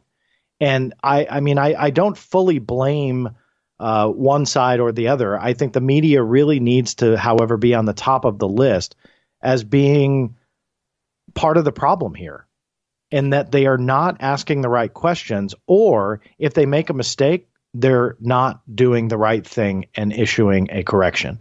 And Brian Bender not only deleting the tweet, I had wrote the article, I reached out to him for comment, and he refused. He responded, but he refused to comment on why he deleted the tweet. He had not blocked me at that point.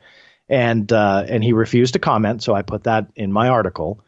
But why would you just ignore all of this? When the statement comes out that there are new UFO guidelines, who was the first to break that story?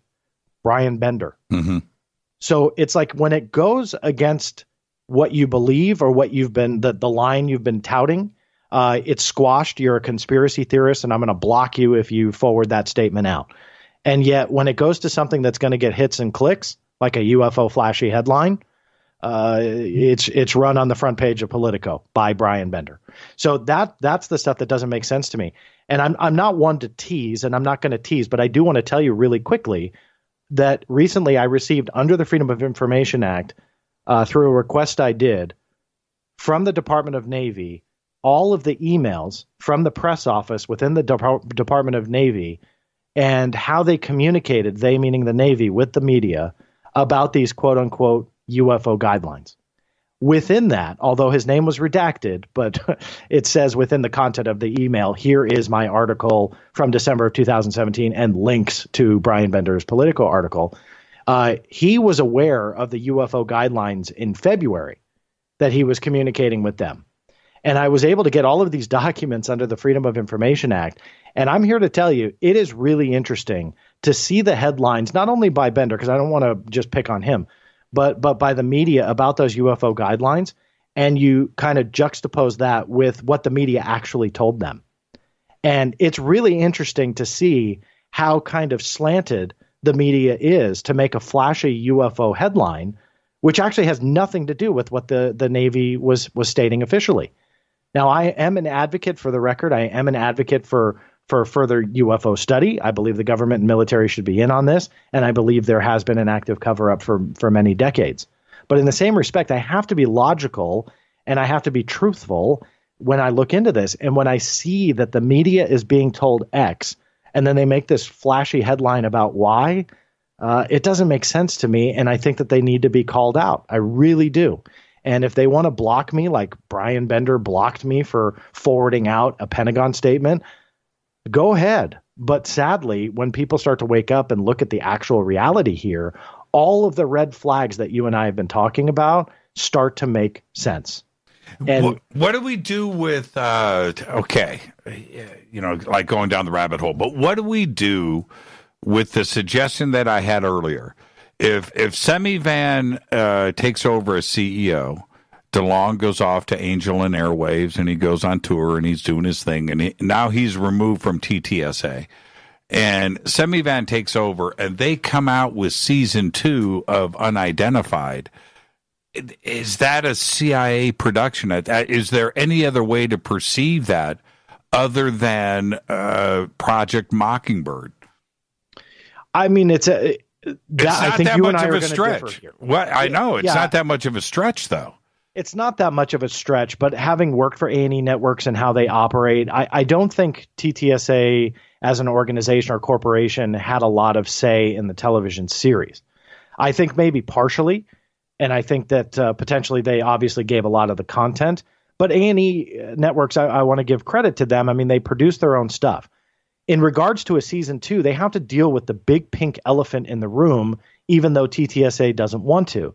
And that pink elephant is the fact that the star of their show has a Pentagon statement against his name stating that his claims in that show are not true. right? So A&E Networks, let's get away from the whole UFO debate. A&E Networks is no stranger to controversy, and nor is any network. I'm not picking on them, but they're no stranger to controversy about television hosts. Oftentimes, criminal records come up. Somebody tweets out something bad. I mean, like all sorts of things have happened over the years. I can tell you when the last shows that I've done for them in the nonfiction arena, there's no way I can put a Dr. So-and-so on camera if there is no evidence to support that he is a doctor, right? That's the whole point of nonfiction, is to stay truthful, and you can't start fictionalizing people. The same is true with these types of, reality type shows, even though they don't want that spin on it. It's a reality show. It's UFO Hunters 2.0, and I was a producer on that. It's the same formula. And, I'm proud of the episodes that I did of UFO Hunters. And when you compare it, it's a lot newer, and there's cooler graphics, and the editing is flashier. But go look at some old episodes of UFO Hunters. You've got the notebook in the field, just like Mr. Elizondo's taking notes. You have Pat Uskert with the backpack, just like Mr. Elizondo and Unidentified. You've got so many things that from a television entertainment aspect, a production aspect, this has been done before. So with all of that being said, there's not a whole lot new here except the cast of characters. And in season 2, if there is one, they need to address that. They need to figure out a way to counter the Pentagon statement and either get a retraction or at least publish something that does not put the doubt out there. Until they do that, I'm going to take a guess and say there will be no season 2. I'm looking here. The reason why I bring it up is that there are those that are always going to say, well, you can say what you want about TTSA and the CIA, but they got it done. They got the UFO question out there in the public, and I'm okay with that. I don't care how it was done. My point to anybody that says that is missing what I am trying to say. And we may disagree once again on this, John, but it's not that. It is what is the message and why. That's the key here. What is it that they are putting the spin on and why? It's do not get blinded by this and go, hey, it's okay. It's okay. The UFO question is it's why. What is the message that they are projecting on the rest of the world? And that is what is key here, isn't it? And it absolutely is. And in fact, I don't think we're going to disagree much on this point, but I kind of will add that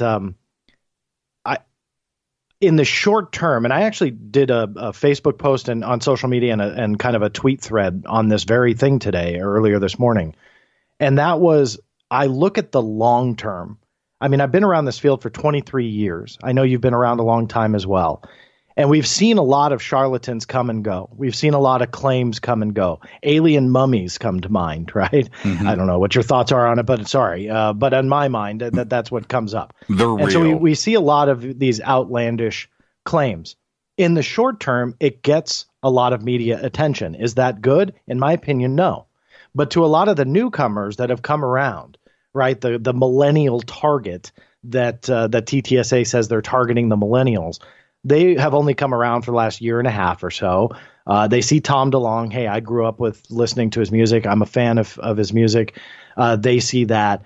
They don't have the experience of seeing these charlatans come and go, which paves the way and makes us have the requirement of asking questions. We need to ask the questions. They could have easy answers. I've always said that. But we need to ask. And so you've got this growing number of people. I don't know if it's growing anymore, but you have this number of people that haven't had that experience yet. And so when I look at the long term, the media attention right now, it doesn't mean anything because the media turns on stories eventually. That if these wild, outlandish claims by TTSA that got the headlines, if they stay stagnant, right, and they lose credibility, the media is not going to keep profiling them. So we've already seen the steam kind of come out of the momentum. We've seen that. There's just not a whole lot of headlines. The headlines that are coming out now that deal with TTSA, one I posted today from IFL Science, which is it's a fairly popular website. You want them on your side to put out scientific related information about UFOs. And they essentially made it kind of a laughingstock that they profiled TTSA's press release and that there was essentially nothing to it. And I recommend everybody to go read that because they're not the only ones that are publishing these now somewhat scathing pieces, kind of poking fun at, okay, it's 2 years have gone by, kind of put up or shut up kind of thing. And we're seeing that more and more. So that's what I mean by the big picture that can hurt the credibility of a field that deserves attention. So this field deserves it, and they're not doing it any favors by what they have done in the last year and a half, for the most part. Where is that article that you're talking about on the vault? You'd have to go to my Twitter page because I don't. I link out to IFL Science if you're familiar with that. IFLScience.com. Yeah, I can't say the full term. I'll get you FCC violation, but IFLScience.com. And I've linked it on my Twitter page that you can go out there and read my thread that's attached to it. But if you go there and read it, I mean, and I didn't talk to the journalist, by the way, and I'm not bringing it up for this reason. My tweet ended up in this article showing the malachite and showing kind of how silly their visuals are going along with these quote unquote scientific announcements. And so I didn't plan that. I didn't know it. I was just kind of surprised when I saw it this morning. But even if I wasn't in it, I'd point you to it because it shows that shift in the bigger picture. And if something doesn't drastically change, if we don't start to clean up some of this mess a little bit, people that are really out there with genuine intentions with UFO information and scientific anomalies, and maybe they have a piece of something that deserves scrutiny, they're going to be laughed at in the future just simply because of the amount of attention that this got in the last year and a half. But to have it dwindle down to being a joke to a growing number of outlets, that's problematic. When you end your television series with a UFO case in Italy that has largely been debunked, you're losing credibility, not only as an organization, but whether they like it or not, they are attached to what they don't want to be attached to, and that is the UFO community. They're just attached to it. So they shouldn't be surprised when people are passionate and they come after their press releases and their silly visuals, and they come after that and say, you guys need to stop. And I think that there is a growing number of people that are starting to realize they need to stop. If they have something, it's time to work together to make this something. Because I've put the offer out there. If they have a scientific breakthrough, I will help them disseminate the press release. Right? I'm not New York Times, but I can reach quite a few people on social networking. Yep. So I'll help. Right? I would do the same thing. Look, I'm the first person to report good news. And, on December 17th, 2017, that Saturday, I broadcasted live that night. Days of Disclosure. That was a big deal to me. I have no problems with that. I want to get back to a couple of points really quick before, which is this. And again, not to harp on Elizondo, but when I look at their website now, where it says he was the program element manager for ATIP, no longer the director of ATIP, which has been everywhere. When did they make this change? And what is a program element manager? Well, I want to be fair. I don't know offhand if they changed the verbiage on their website. Do you know offhand if they did? I'm looking at it right here. It says Program Element Manager for ATIP. But it formally said director, because I don't know that. Okay, I can't speak as a fact for their website. Yeah, but we know that in every press release, every article, Fox Television, He was always director of ATIP. Well, I know that that's what he's definitely said. I mean, and again, I'm not arguing the point. I just don't want to give the false impression that they've changed their verbiage. I'm not sure. I'm in Wayback Machine trying to quickly fact check this. So that being said, though, I don't think that they've changed who or what he is. To be honest with you, I expected A&E Networks to put a disclaimer at the beginning of Unidentified, because Unidentified had just started that Friday, one day prior to the Intercept article coming out. And I thought that I would see a slate that would say something, just kind of removing A&E Networks from the claims. And that never happened. As far as I know, they are still maintaining that he was the quote unquote director and the one that was responsible. I did get a statement from Dr. Hal Puthoff when I wrote the article about the 2009 Harry Reid letter, because that was a additional statement. I didn't get that original one, by the way, for the record, for anybody who's listening. That one that was published by The Intercept, that caught me by surprise, just like everyone else. So I did not receive that. I was just only able to independently verify it after with the Pentagon to make sure that it was all legitimate.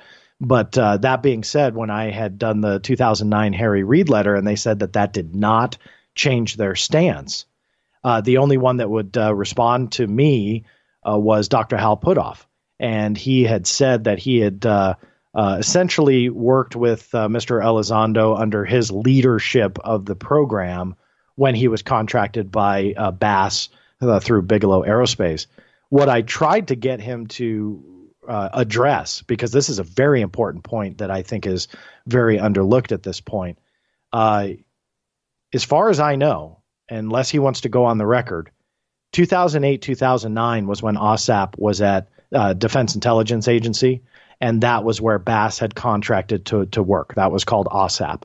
OSAP then led to ATIP. And that was transferred, according to Mr. Elizondo's story, in 2010.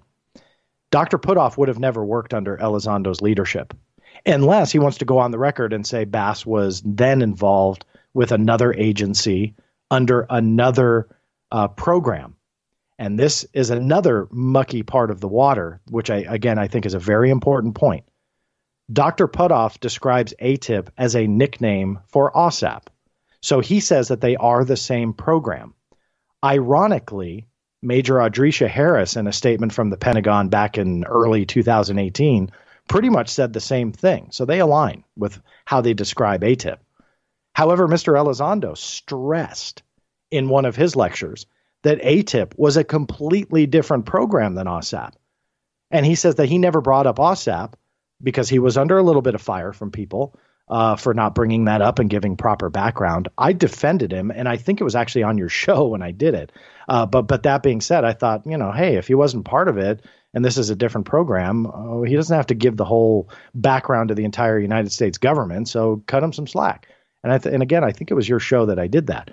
However, when he says that it's a completely different program, I had written about that discrepancy, because to me, as someone who researches this stuff kind of for a living, that's an important point when one person is saying, it's just a nickname, and the other is saying it's a totally different program, because then you have different offices, you have different funding lines, you have different budget line items, you have a slew of things that you now have to consider. And so I had pointed that out. And then when the Pentagon said that Mr. Elizondo had, no responsibilities on the program, all of a sudden those discrepancies started to make sense. The discrepancies were there quite possibly because he was making it up as he went. There's no way around that. Yeah, why doesn't this may be the dumbest question I can ask. Why doesn't To the Stars take some of that stock investment money and get a frigging fact checker? Right? Wouldn't that just fix a lot of their problems? Because, I said this 2 years ago, and I meant it a year and a half ago. I said, here, you've got all of this brain power. You've got physicists and national security and banking. You've got all of this brain power here. How can you stumble and make these kinds of mistakes? It doesn't make any sense. And that was one of the questions that I laid out to DeLong and to the team over there. I was just like, just tell me who the fall guy is here, who's making the mistakes, because somebody here is running amok, and all of this brain power. You guys are supposed to be investigating UFOs, right, at the Pentagon. Do you guys really know what you're doing? You know, that's the bottom line. A fact checker here, somebody, some quality control script supervisor, right? And you know what I'm talking about. To keep everything in line. You pay people to do that, don't you? Yeah, you would. And I think that would help with the press release blunders, the PowerPoint presentation blunders, that kind of stuff. But when a undisputed contributor, meaning Dr. Hal Puthoff, through BASS is taking part in the program, and ironically, how he describes it aligns with how the Pentagon has describes it. And then you've got Mr. Elizondo, who gives the same an answer to the same question, essentially, what is ATIP? And it is wildly different than Dr. Puthoff, which aligned with the Pentagon. You have to ask yourself, why can't they get their story straight? You don't need a script supervisor, fact checker for that. Those two guys work at the exact same corporation and are on the same board, and they can't get their story straight. That's not semantics. You know, that's not wordplay and this and that. Those are two different descriptions for these programs. And that's not the only discrepancy. You know, I mean, there's a long list. I wrote a big timeline, and I literally on a timeline only used their quotes, used Dr. Puthoff, right, Luis Elizondo. I added a few points from the Pentagon, but some people just want to, dismiss the government, which is fine. You can actually do this on the timeline, and you still have to scratch your head because these guys cannot agree on what the story is. And then I put in a lot of the media, only the media that had direct access to TTSA, not people doing what I call copy and paste journalism, not bloggers, not anything, just the outlets that had direct contact with TTSA / Luis Elizondo or Tom DeLonge or Dr. Puthoff. And when you look at the timeline, it's ridiculous. If you want to harp on the media, fine. If you want to harp on TTSA, fine. You want to harp on whomever, pick one. But they need to be harped on because when you look at it in that form and using sourceable quotes, I sourced 100% of it. So you can click on the source link and go to interviews, videos, whomever. You can verify anything I put on this timeline. But you see how much of a mess it is. People that support this group, they need to take 20 minutes and read that and see if they're still okay with it because they're being told multiple stories. Now, I love, eat, and breathe all of this stuff, but not everybody does. They're not paying attention to every little facet, all of the minutia. The minutia matters. Those details matter because in the end, you might ultimately find out that somebody is not who they say they are. Did we find that out with this? I'm not real sure. We have a Pentagon statement now that is the pink elephant that nobody wants to touch. I don't know how long they can keep going with that, but I think that it needs to be done because, again, those red flags that you and I have chatted before, long before the Pentagon, issued that statement. Way before. Way before. All of a sudden, they make sense. Not having dates right, not knowing certain aspects of projects, contradicting other board members. All of a sudden, it lines up and went, oh, okay, now that actually makes sense. I don't want it to be true. Again, I think it's going to do more damage in the long run. And I think you're coming up on a break, but really quick, I reached out to Mr. Elizondo privately through his personal email address. He and I, we can get into this after the break if you want. He and I had corresponded before. He would never answer my questions, and I'll deal with that because there was a rumor on Twitter, which was a fabricated lie. But that being said, I said to him, let me help you fix this. I said, I tried with the 2009 Reed letter from George Knapp. And I said, this is what the Pentagon gave me. I am going to publish it because if I don't, I'm going to do the same thing that I harp on everybody else for doing, and that's selective reporting. Right. So I said, let me help you fix this. Give me anything. That was ignored, and Dr. Puthoff was the only one that went on the record, and he made everything a heck of a lot more confusing. Let's take our break right here, and we will continue this when we come back. Also, I'm going to get back into the metamaterials, too, as well. I have some information there that you may not have heard before. This is Fade to Black. I'm your host, Jimmy Church.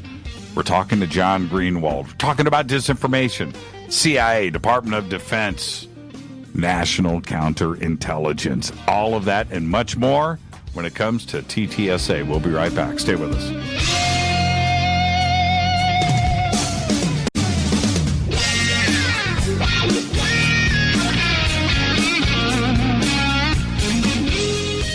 Welcome back, Fade to Black. Great conversation tonight with John Greenewald. Some things have to be said.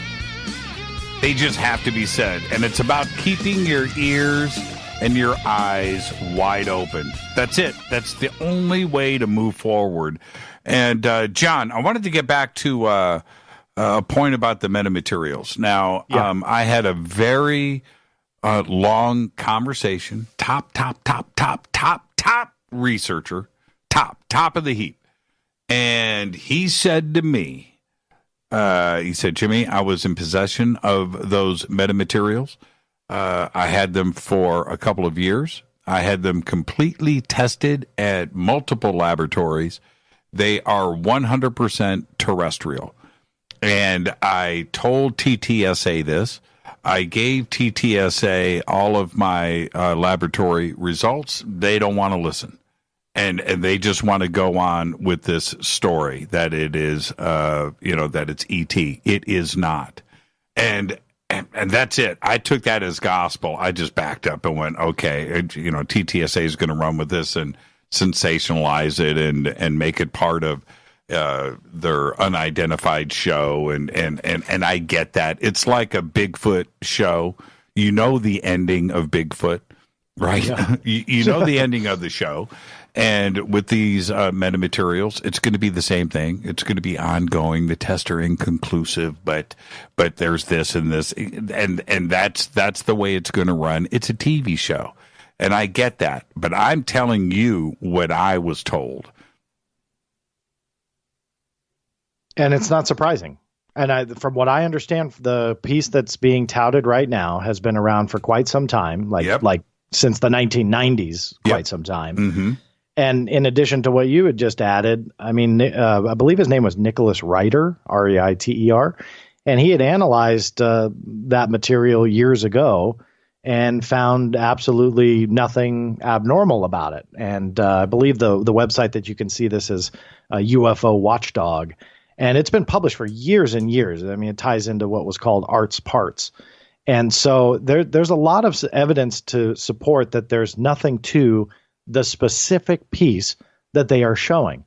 And that's also kind of another head scratcher is in 2 years, add in Mr. Elizondo, who allegedly headed this program, all the years that he headed it, which allegedly was, 7 years or so, if you follow his timeline. In all of those years, with all of the people involved, they cannot find anything else that warrants a press release instead of something that was essentially debunked in the 1990s? That's right. I find it confusing. That doesn't make sense. Well, and this is the other part. If you really want to make sense out of everything, you do this. If you are Bass, if you are Bigelow, and you've got a warehouse in Las Vegas with ET crashed items in it, right, from retrievals and stuff, if you have that, then you go public. You have the biggest press conference, you and TTSA. You lay out the stuff on the front of a table. You get out in front of the media, and then you sell all the stock that you can handle. That's what you do. And they haven't done that because they can't. And I will preach that till the cows come home. Because if you were in possession of a piece of an alien craft, John Greenewald, that is on the Black Vault. You go public with it. You are the most famous man in history. In fact, they start a religion based on you. That's what they would do. And the fact that they haven't gone that far with it is because that they can't. And I'll call them on it. That's it. Go public or not. That's it. Yeah. Want to go back to one thing really quick, just because I fact checked it while we were at the break. The Luis Elizondo description. Mm-hmm. I looked up how they first published it in 2017 on the Wayback Machine, Mm-hmm. and it said for nearly the last decade, Luis also ran a sensitive aerospace threat identification program focusing on unidentified aerial technologies. So again, they said he ran it. Today, if you were to go to the website, they call him the program element manager. So, that could just be different phrasing. I'm not real sure, but just to kind of fact check so your listeners have exactly what we were talking about. That's the difference. So when they launched the website, they said he ran it. Now he is called the program element manager. On this program, a few weeks ago, Grant Cameron was on, and he made a very interesting point, and I want to run this by you and get your thoughts on this. He said that TTSA is putting it out there all screwed up on purpose because it's for funding from Congress, because they can't get access to money. And this is their way of, and I'm talking about the United States Navy and the way that all of this is being pushed through all the way to President Trump, that this is a way to start to get funding, probably back to Bigelow, and of course sell stock for TTSA. That this is the methodology for that. What do you think about that kind of assessment? To me, that's kind of a stretch. I mean, I do believe that there is a Bigelow angle with the money that stretches back to Harry Reid, the connection with, Reid being the Senate Majority Leader, senator from Nevada. Bigelow's headquartered in Nevada. That's not popular to say, and you've said it a couple times. Sometimes it's tough to talk about it, but we need to look at it. We need to understand where that money is. Now, fast forward in 2009, when that Senator Harry Reid letter that I've mentioned a couple times, it aimed to save this program, the OSAP/ATIP program, or programs, depending upon who you listen to, but it aimed to save it. Why would a U.S. senator, other than if he was, maybe he was just genuinely passionate, and that's fine, but why would he really get that invested, other than Bigelow was a big investor in him and a donor, so he was, essentially doing the favor to continue that money. In 2009 was a key year because that's when they decided to essentially say this is not producing anything worthwhile. I do have that in an official statement. The DIA says we don't want it anymore, and that's when it transferred over to OSD. Now, fast forward, what is Bigelow's connection now? In the last year and a half plus, close to 2 years since TTSA has come around and ATIP surfaced and Bigelow's name's been thrown around in the New York Times and all this stuff, who has been the most silent? And that's Bigelow Aerospace. I don't think that they have talked about this at all. There's not anything off the top of my head anyway. So if I'm wrong on that, I'm sure someone will point it out. But they have been mysteriously quiet. Since 60 Minutes, actually. Which was quite a few years ago, right? Yep. So the question is why? For me, and I'll use a prime example, Raytheon had published a press release article that touted one of the videos. I forget which three, but one of the videos that TTSA released, and kind of touted that it was their equipment that filmed that, right? So they kind of latched on to the hype to publicize their own corporation. I don't fault them for that. That's fine. All the more power to them. But that shows you the corporate mentality that it's like, hey, if we can get some publicity out of this, let's do it. So you have to ask yourself, why wouldn't Bigelow Aerospace? Why wouldn't they come aboard and say, yeah, you know what? We saw this. We support there should be further research. There's nothing about classification, clearances, any violations, nothing for a corporation to say an opinion and to back a either public benefit corporation or advocate for additional programs, whether or not they try and, get that money themselves, whatever. But there's nothing wrong with that. And yet they've stayed quiet. And that's always been intriguing to me because, again, you would want to ride that gravy train, get more attention to Bigelow Aerospace, just like Raytheon did. Hey, this is the technology that we created. we see aliens. Oh, they didn't say that. I'm obviously being facetious, but it's like they're latching on to that momentum. There's no reason that I can think of that Bigelow Aerospace would not, and get their name out there and get a little bit of attention for himself. There's nothing even wrong with that. I'm not saying there would be anything bad. So why have they been quiet? And that I don't have an answer to. I have reached out to Bigelow Aerospace and their PR department. Never received a response. I called and emailed, just for anybody who's taken notes, and so they ignored all requests for comments on anything.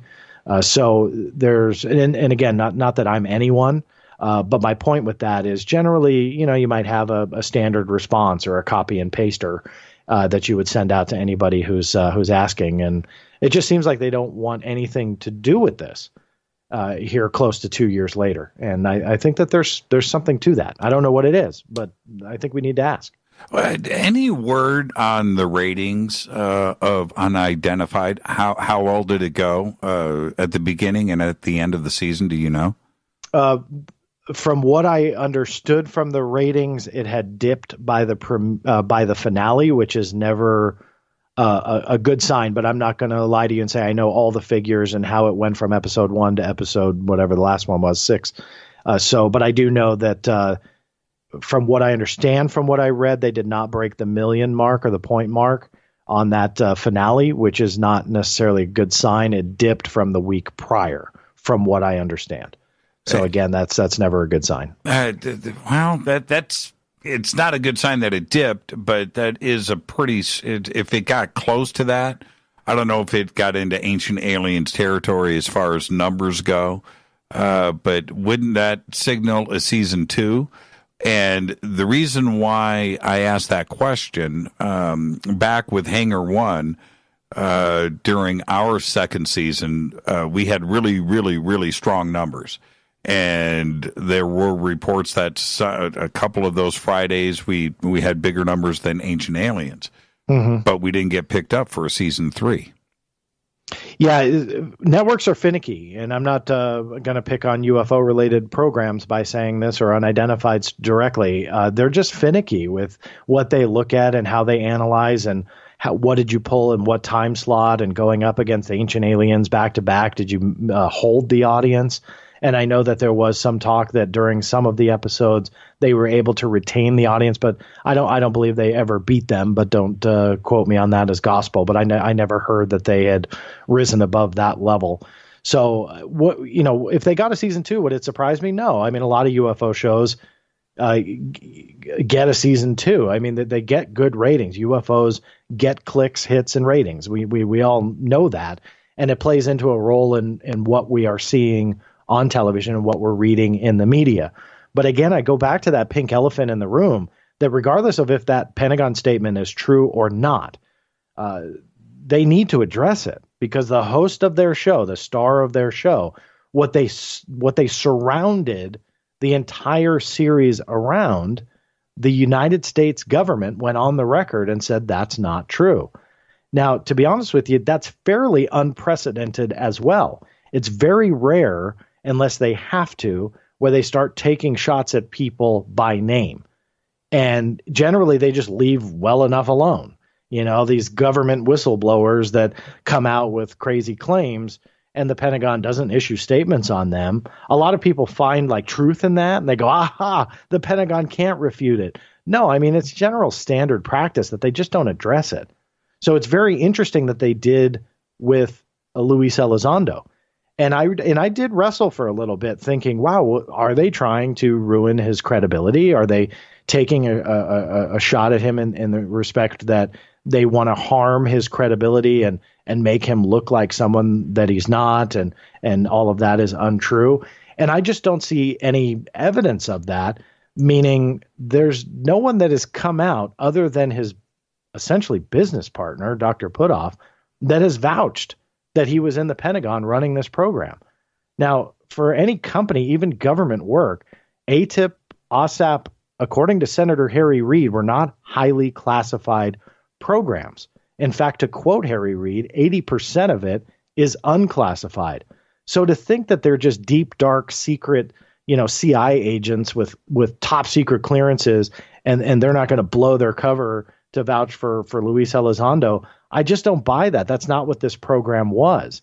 People have argued, well, PR officers are often wrong, that they don't know. Well, if they took the time to look, the press officer who issued the statement actually went on the record and said that he spoke to OUSDI, which is the acronym for the Office of the Undersecretary of Defense for Intelligence, other OUSDI leadership within that organization, that some of which actually worked at the time that Mr. Elizondo was at OUSDI. That part was not disputed. And they confirmed he did not run that program. So it's not just what a lot of people are banking like, well, PR press officers, they don't know anything. Well, that's not what this press officer based his statement off of. So to go back to the point, I mean, the A&E Networks has a lot to answer for if they put him on television again and say, this is the guy that ran the quote unquote top secret Pentagon UFO program, which, by the way, that's all, fluff and creative license. There's no proof that this was a top secret program. It had classified aspects, but if you believe Harry Reid, 80% of it was unclassified.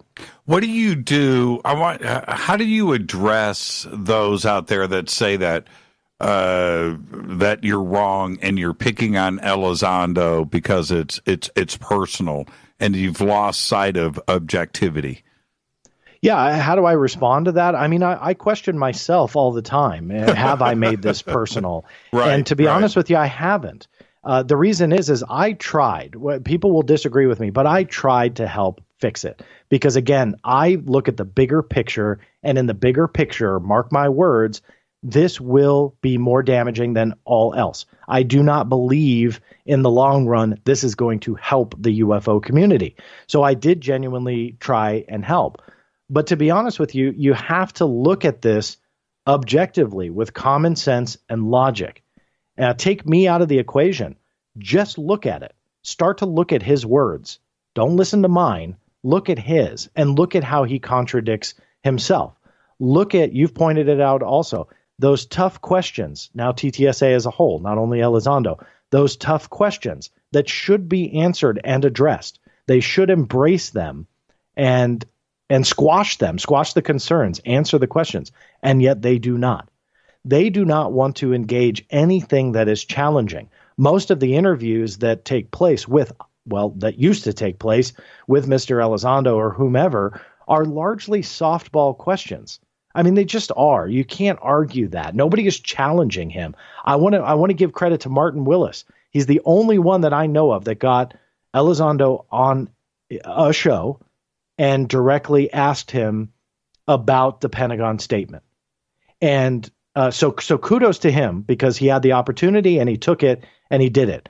I would have pressed him after his answer. And his answer was everybody's entitled to an opinion.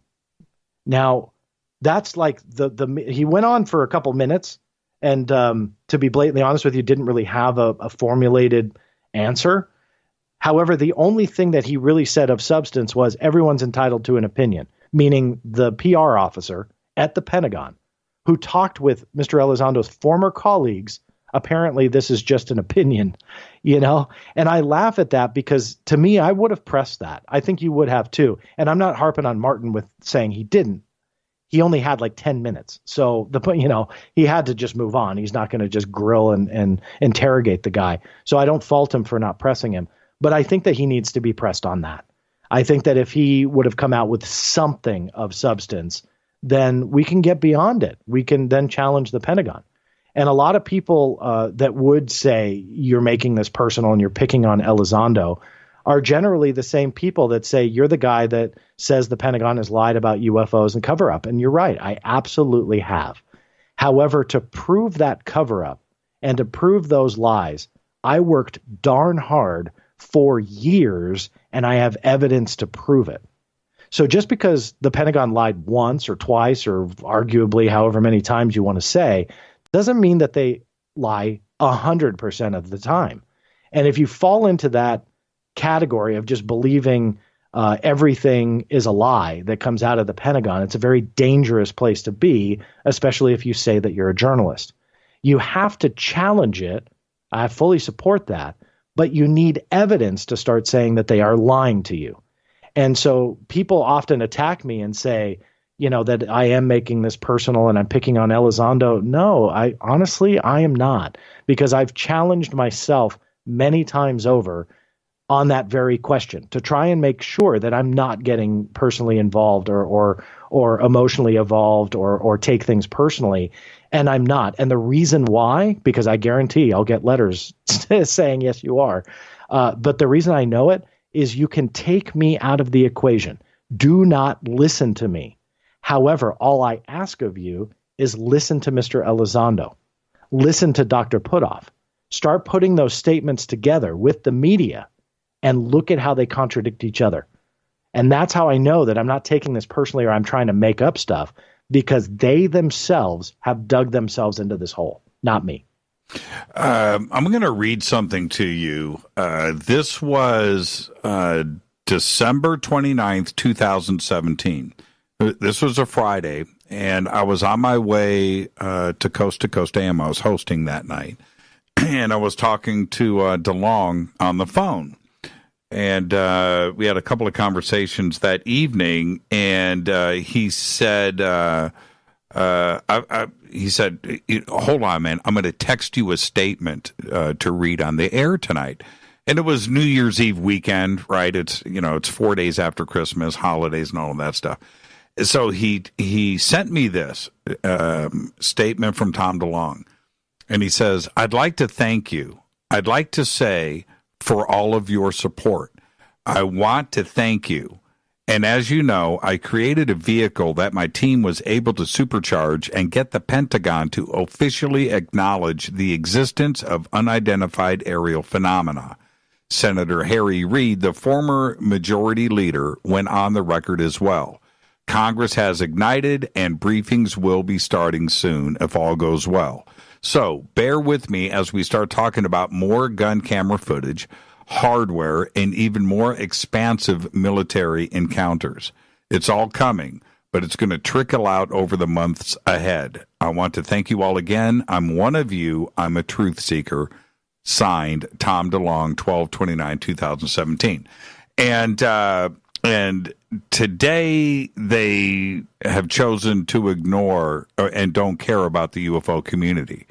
Back then, he was trying to get the UFO community via Coast to Coast, and myself included, to get behind what TTSA was doing. And if you remember, in December of 2017, all hell broke loose, right? Yeah. Mm-hmm. And what, looking at that statement that he had me read, I read this on the air that night on Coast to Coast. And where we are today, almost 2 years later, nothing has really developed, right? Nothing has really gone past what happened in December, which was the videos, Fravor, the gun camera footage. And here we are today. Everything that he talks about here didn't happen, which was the UFO community, more stuff. Everything was going to trickle out over the months ahead. And 2 years later, we're still in the same position, except for unidentified. Yeah, and I think that people are catching on to that. And I've never heard that Grant Cameron, I believe, was the one that first started talking about this, confirmed that TTSA wanted to, quote unquote, divorce the UFO community. Because I guarantee that the majority of the 1.2 million that came in were from people that technically are part of the UFO community. And I think that by him reaching out to you, they were fundraising at that time. They're looking for investors. And so to give that kind of aura that, hey, we want you, we're one of you, was beneficial to do. And I think that after that, promises started to fall flat. I believe it was sometime this year that Mr. Elizondo had said last year. So it was, again, he said last year, 1 year from now, meaning this year, we're going to have a fundamentally different conversation. And we ironically, it was about a year when the Pentagon issued that statement. So he was kind of right. But regardless, what has fundamentally changed? I mean, the media is starting to turn. They just are. The momentum on UFO stories has definitely decreased from that December 2017 into the beginning part of January 2018. We can all agree on that. The TTSA hoorah articles are not really around anymore. The UFO articles that do surface, which some of them are very interesting, like the UFO guidelines. I'm curious to know a little bit more. Those emails were very telling. I think that was largely embellished. But that being said, there are certain things that are happening. But is TTSA to thank for that? Or is the media largely painting that picture? Because again, the UFO guidelines and all that stuff, the Navy went on the record to say that was a reissue, slightly edited, but reissue of a 2015 guideline that was published after the Roosevelt. By the way, I did try and get those. They are considered classified. They won't give them to me. Mm-hmm. So that being said, what role did TTSA play in 2015? None. So did they play a role in the reissue of it? Well, the only evidence we have of it is TTSA taking credit for it. So there's a lot of stuff that doesn't make sense. I've only got 30 seconds left, John, and I want to thank you in advance for coming on tonight. Thank you so much. Sure. Did Elizondo take part in the briefing of the Senate?